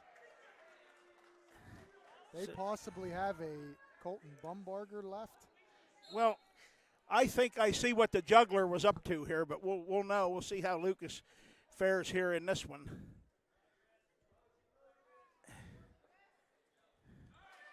Good shot. Lucas Phi in on a single. He grabbed that ankle a la Corey Geno style, and he's got Evan Davis hopping around, but Davis with that whizzer fending that off. Lucas trying to switch off. He does. He tried to put a half on him on his feet, and he brings him to the mat. It's 7-0 with 1:25 to go in the second period. And you never know about this. You take a look. Think about this, Adam. The Chamberlains. Caleb Close is beating Carter Chamberlain 4-1 and gets pinned. And Brenlin Chamberlain was beating Cason Tice 9-0 and got pinned. And high school Carter wrestling. pinned him. High school wrestling. And Lucas Phi's trying to get back points here, and the Eagles could use back points.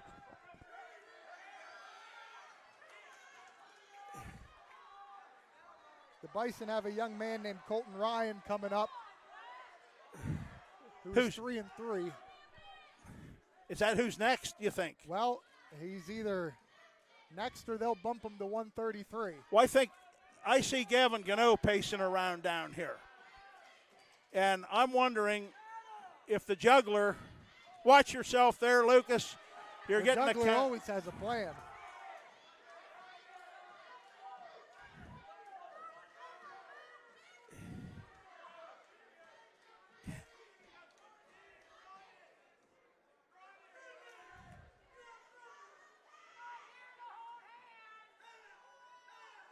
I'm okay with this. Just stay there, Lucas. We know you were under the weather a little.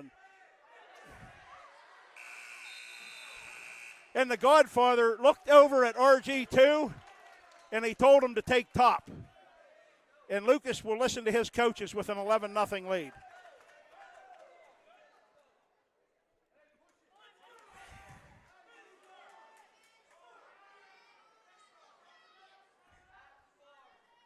Lucas, we need 2 strong minutes out of you yet tonight.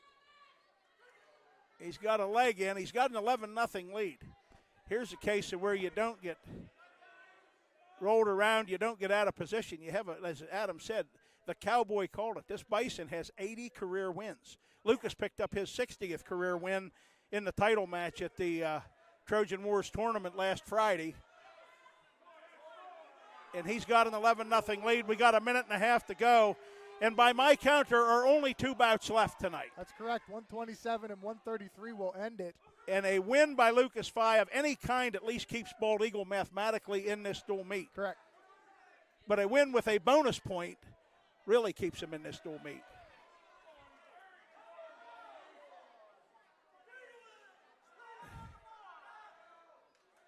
I think Lucas is doing just fine. Don't get over anxious here.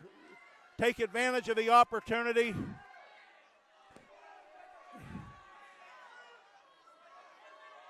You're doing fine, Lucas Phi, with that 11-0 lead. We've seen some weird stuff happen here tonight for both teams.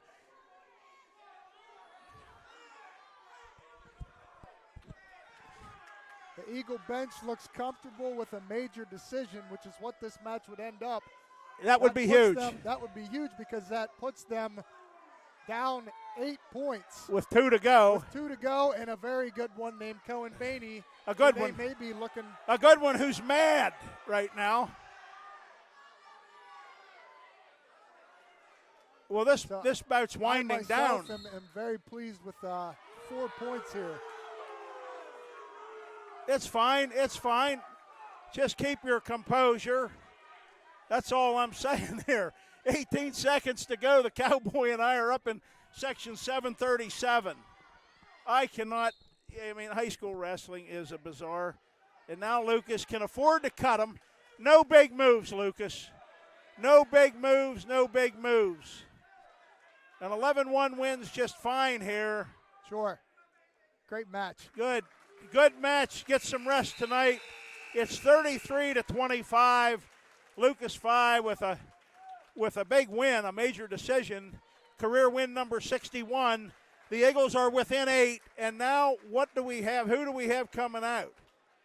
We have Connor Maney. Connor Maney, the 9th grader, is coming out at 127. And the dual meet. I'm going to guess this is Colton Ryan. I don't. It is Colton Ryan. And what's his record? 3-3. 3-3 against Connor Maney of the Eagles. So what grade's this Clearfield wrestler in? Is he another freshman? They've had a bunch. It's coming down. This is a huge, huge match, as well, everyone is now. Everyone's huge. He is a freshman. 2 9th graders, said, and all the pressure of this dual meet is coming down to a pair of 9th graders at 127 pounds. Ryan of the Bisons and Connor Maney of the Eagles. Now, Bald Eagle must have had to send out first there. Yes. So, yep.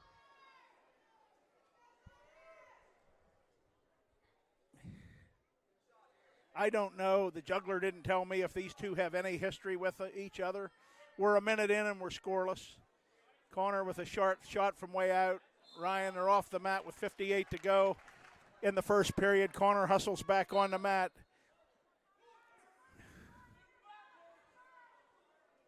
Now Ryan in on a shot.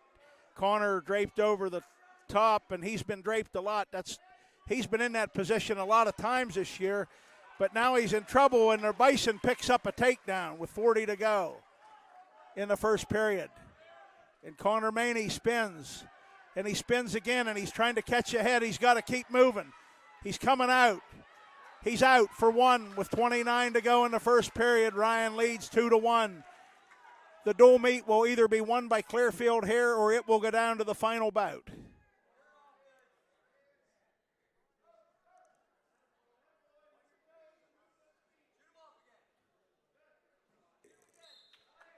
Ten seconds to go. The two freshmen. A lot of 9th graders in this bout.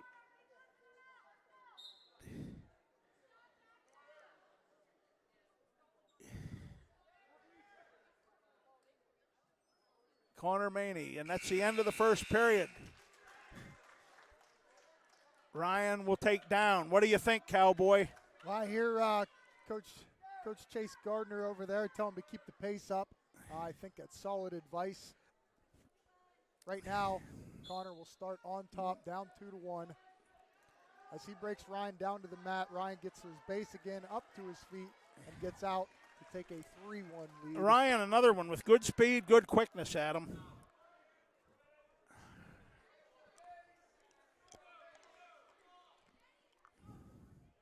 As you mentioned not too long ago, this match here will either seal the deal for the Bison or bring it down to the last one.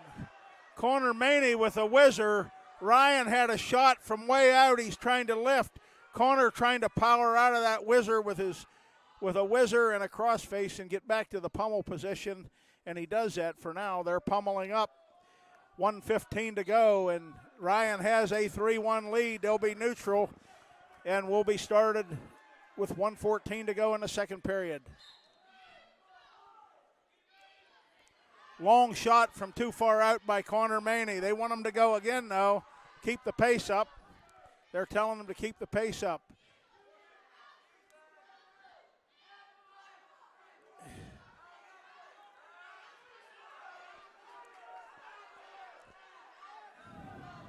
Well, you'd like to see that Chase Gardner go behind right here. Well, any kind of a go behind would be fine with 44 to go.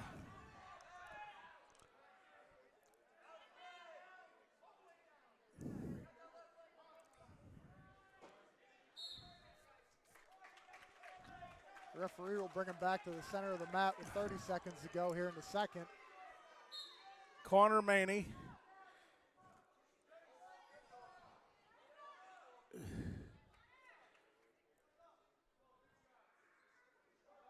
See, I didn't realize with as many people as they weighed in that he was weighed in down there. There's a shot, the dump attempt. Ryan stops that one for now. And I think it looks like we're headed to the third period. Ryan has the lead 3-1. Maney will likely take down. He did not have too much of a problem getting up and out the first time. Well, he's going to have to get out, and he's going to have to get an offensive score. And that's what it does. It's that simple. Down. What a match has turned out to be. Turned out to be quite a battle. Connor Maney has to keep moving. Ryan will be tough on top. The Bison have been very tough tonight on top. Chin attempt by Ryan. Connor Maney sits, comes to his feet, comes to his feet, comes to his feet, comes to his feet, comes to his feet. The official missed an interlock. He got an interlock. It's 3-3. We're tied. We are tied at 3 with 1:30 to go. It's 3-3, and I don't know if Connor Maney's aware that it's 3-3. A shot by Ryan. Connor faded there and wasn't set. Can he get out of the trouble? He's in trouble right now. Ryan trying to shake him. Connor's going to have to sprawl out of that. Come back up, work around, come back up. He's going to have to work around. Ryan trying to hook a leg, and there he gets a takedown. Connor Maney has to get to his feet. We have 50 seconds to go. It's 5-3 Ryan. He made a shot. Connor wasn't quite set at him, and Ryan capitalized, made a good shot. Tight waist, right arm around the waist, spiral now by Ryan. 40 to go. Connor sits out. He's out. It's 5-4. He's got to chase. He's got to go after Ryan. He's got to go after him. There's no stall warnings. They're off the mat with half a minute to go. It's going to go down to 2 ninth graders at the very end. And now we have blood time on Ryan's part in Clearfield. Clearfield 33, BEA 25, a classic high school dual meet. It had upsets, it had shocks.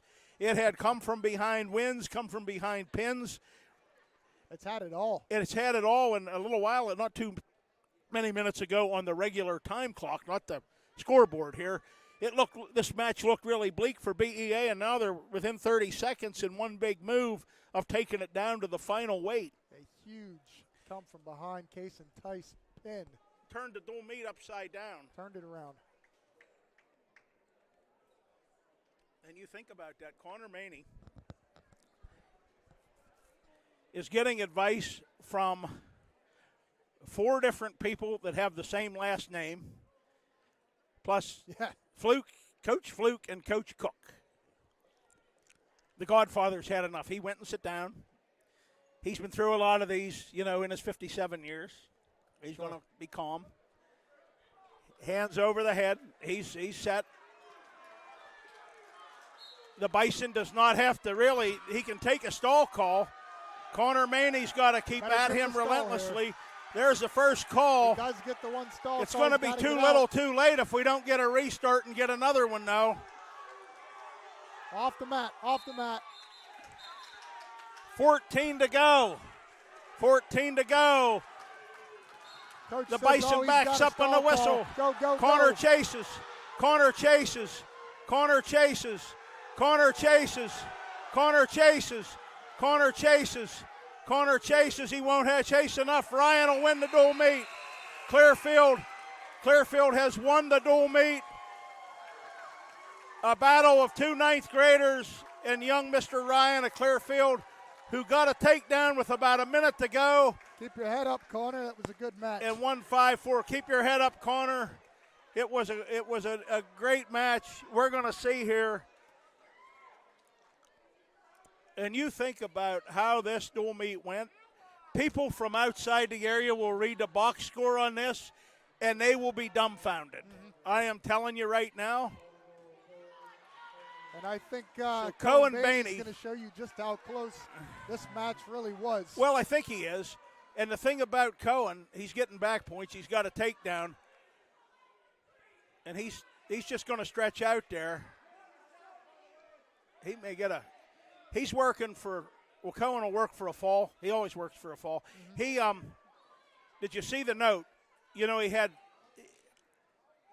has 52 career falls. And when you get to 61, which he will this year, you're number 3 all-time at Bald Eagle. That's it. Out of 600 and some guys that have wrestled, wrestlers that have wrestled at least one varsity bout. He'll be number 3. I don't want to look the next year too much, but I try not to take for granted this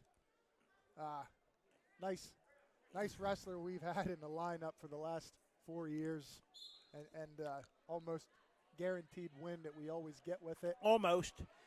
But, as he's working here, he's got that tight waist. He's looking. Clearfield did what they had to do, Adam, and overall, at key times, they out-wrestled Bald Eagle when it mattered. They wrestled a great match up and down their lineup. We had a few hiccups here. We're not supposed to lose to them, Adam, but Bald Eagle Clearfield, this is what those dual meets are all about.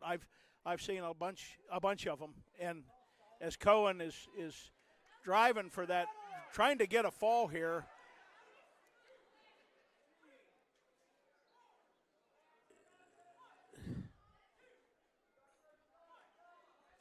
And he's close. It's close. He's got the Bison in trouble, and there it is. Weight on his chest and a pickup on the head. I can't believe that wasn't a fall.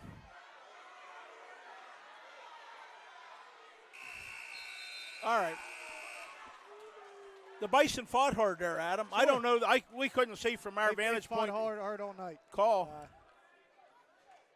Fans wanted a fall there, but the Bald Eagle coaches weren't really saying that one way or another. Cohen starts on the bottom. He's up 8-0, and he's not going to stay on the bottom real long. That wing and whizzer with the leg. He's trying to take his opponent to his back, and there he's got his body lock. And there it is. He's looking, and he's looking at the official. Now Cohen thinks he has a fall. And he does, I think. There it is in 2:21. Now, Clearfield has won the dual meet 36-31. Cohen Bainey, 108 career wins, ended the match. If the Eagles win any other bout tonight that they lose, that wins the dual meet for us. But that's not how it went tonight. We'll talk about how it went, though. Here we'll come back and as they shake hands. 2 outstanding teams, and Bald Eagle is the Eagles learned a lot about themselves tonight. Some guys, I think we have a couple ninth graders that started to grow up in a hurry. Case and Tice, Gage Gardner, and we had 4 freshmen in the lineup tonight. Clearfield had some dandy freshmen too. But Adam, let's talk about this. We started at 139. Clearfield has Brady Collins. He wins against most of the people that he wrestles. He has one loss this year. He was 36-5 a year ago, or 35-6. He got a fall. He pinned Hunter Ischler to lead it off for the Bison. Then one of the pivotal bouts coming in. I said before the match, before I knew who was actually, because you don't know who they're going to put out here. I thought 145 it ended up being a matchup we thought we would see tonight. Was going to be, because of that, was going to be a pivotal bout. What was it, a dandy? Bald Eagles Mason Reese, takedown and 2-point near fall in the first period. Got a little too high. He got reversed. First period ended. He was up 4-2. Ultimately, the match, the regulation ended 6-6. But the Bison wrestler, Ty Avini, wrestled hard and was the aggressor in the overtime sudden victory period and got the takedown, and that was huge. It put Clearfield up 9-0. Then we go to 152, and Jeffrey Pfeiffer did what we needed him to do. He went out. It took to the second period. Jeffrey picked up a fall in 3:04. I think I'll have to double check. But I think career fall 35. 35 is a lot of career pins. When you get to 40, you're among the upper echelon. When you get to 50, you are somewhere, 50 and above, you're somewhere in the top 24 all-time pinners in a program that's been around 67 years and had over 600 wrestlers take the mat at least once in a varsity singlet for Bald Eagle. So Jeffrey Pfeiffer's great. What's that? Cohen Baney is already in that. Well, he is, and we'll get to him. That's when I say that. And then at 160, we saw Carter Freeland, who is a horse for a 10th grader. Oh my gosh. And an athlete, and he was in a 1-0 battle, Cameron Dubbs is a street brawler, is 1-0. Once he got awkwardly underneath to the side, underneath Freeland locked him up tight, got a fall. Clearfield led 15-6. So then you see the dual meet. Coach Caslow, a PO, the legend, used to say, it's the night of your town against my town. It's the night when the average or the unknown wrestler has his night. And what happens? The Eagles make a lineup switch that looks like it's going to be a beautiful move. Sean Knepp comes down, goes in at 172 and pins his Bison opponent, wrestler. And all of a sudden, it's 15-12. And now we have the premier one-on-one matchup of the night. Bald Eagles returning state place winner Caleb Close. Clearfield's Carter Chamberlain. That was a 6-4 bout that Caleb won a year ago. And tonight, Caleb had a first period takedown, a second period reversal. He rode Chamberlain for a big chunk of the third period. Or no, he rode him the entire second period. He got a quick reversal to start the third period, went up 4-0, and cut Chamberlain loose with about a minute left. That turned out to not be a good thing. I don't know where the sign came from. For lack of anybody else to call that sign on, we'll say Eddie called that cut him loose call. That's how I usually attribute it. And anyway, Caleb and Chamberlain were on their feet. I don't know, about half a minute left. Chamberlain is an athlete. He's big, he's strong, and he's good. His only loss coming in here tonight was a close regular decision to the Saucon Valley's Jones, the returning state runner-up, and that was 4-1. Other than that, he hadn't had a close bout all year. And tonight, he hit the big move, and it was a big one. And when a good guy hits a big move, good guys get stuck on the bottom, and they get pinned, and that's what happened tonight. That stunning fall gave Clearfield a 21-12 lead. So then we go to 2:15, and it looks bleak. And here's Gage Gardner in his varsity debut. Gage is pretty athletic out there. Yeah, we found that out. And Coach Nagel was over there cheering along the wall because he knows Gage is pretty athletic in September and October too. But the Eagle freshman, who was the only ninth grader, I think, up with the varsity football team this year, and he got hurt in midseason. So he's just recently been cleared to wrestle here a couple of weeks ago. Cast on his foot. He looked fine. He spun around. He got a sudden victory win over a senior, Eric Myers of Clearfield, 4-2 with that takedown. That lifted the crowd spirit. Nick Baylor, and I think the heavyweight bout could have gone either way. But big guys, when one catches the other one, Nick Baylor at Clearfield, it was Clearfield's night, and he got the body lock, used tremendous leverage. Nick Baylor, who was considerably larger than large. Clark. They brought a large guy to town. Coach Avini brought a big one, and that guy got a fall, and that fall gave Clearfield I don't even know what the lead was then, but it looked pretty bad for Bald Eagle at that point. I think it was 27-15. Clearfield got a fall out of Cash Deal, who's going to be a great wrestler for the Bison, no doubt, at 107. Put him up 33-15. 33-15. We're looking at that. And out comes Eagle freshman Kason Tice, whose only varsity experience was a 2-2, a good appearance, but a 2-2 record at the Trojan Wars. Yeah. And he's down 9-0, and he never quit fighting.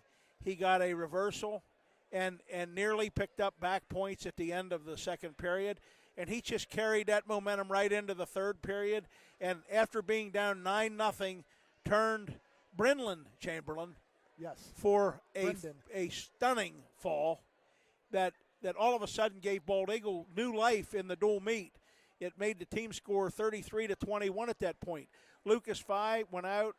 Lucas Fye did what Lucas does. He was methodical. He was physical. We know he's a little under the weather. Opponent beat a guy that had 80 career wins, Evan Davis, an excellent Bison wrestler, and a guy who came out ready to wrestle.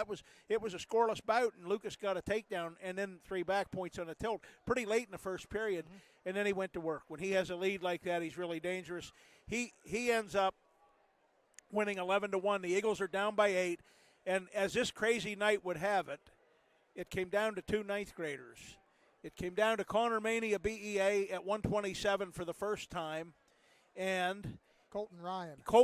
I knew Ryan. I did, and a 3-3 freshman from the Bison. Freshmen. It was a 3-3, an escape and a penalty point tied the match at 3 for Connor. He was down 3-1. Ryan got a takedown with about a minute left. With about half a minute left, there was blood time. Connor got an escape. Ryan got hit for stalling with 14 seconds left. It wasn't enough. When they had the restart, Ryan fended off the last couple shot attempts that Connor made, and Ryan clinched the Bison's dual meet win in a classic. It made it 36-25. Cohen Baney. I always like when he closes a match when we're within like 3 or 5. But 3, Cohen Baney, now 108 career wins, and I'll talk about him for a minute as we close out. Adam, at the Trojan Wars, he took second. He pinned 4 straight opponents. He lost in sudden victory to a returning sophomore who won the Virginia State Championship last year as a freshman, correct. Anthony Luciani, who's a Division I, all kinds of prospect, 3-1 sudden victory. But here's the story behind that. Those two met last year at the Trojan War, and Cohen had the lead and got reversed to his back and pinned in the third period when they met. Luciani got beat in the next round. They met later in that same tournament, and Cohen pinned him. So the third and final high school meeting of them, Luciani won that 3-1. Cohen seemed like he wasn't happy about that when he came out here in the mat tonight. So Cohen Baney has given up 1 fall in his career. Luciani, who was the Northern Virginia Wrestler of the Year, and that's saying a lot. I mean, you're talking the D.C. area, that whole population area last year, has only ever been pinned once, and that was by Cohen. They pinned each other in the same tournament last year. So now Cohen comes in here tonight. It's just for him tonight because the dual meet's out of reach. He gets a fall, methodical, tough fall, and 221 to close it out. It's his 53rd career fall. Let me tell you something. There's a small collection of guys with between 54 and 60 career falls in Bald Eagle history. But 61, which is only, he's going to have 4 or 5 bouts this weekend. 61 makes you number 3, and beyond that, he'd have to wrestle 50 matches to get to number 2 or number 1. Big Joel Yoder had 84. Quentin, the 2-time Penn State national champion, who's now coaches the Orange and Black, he had 78.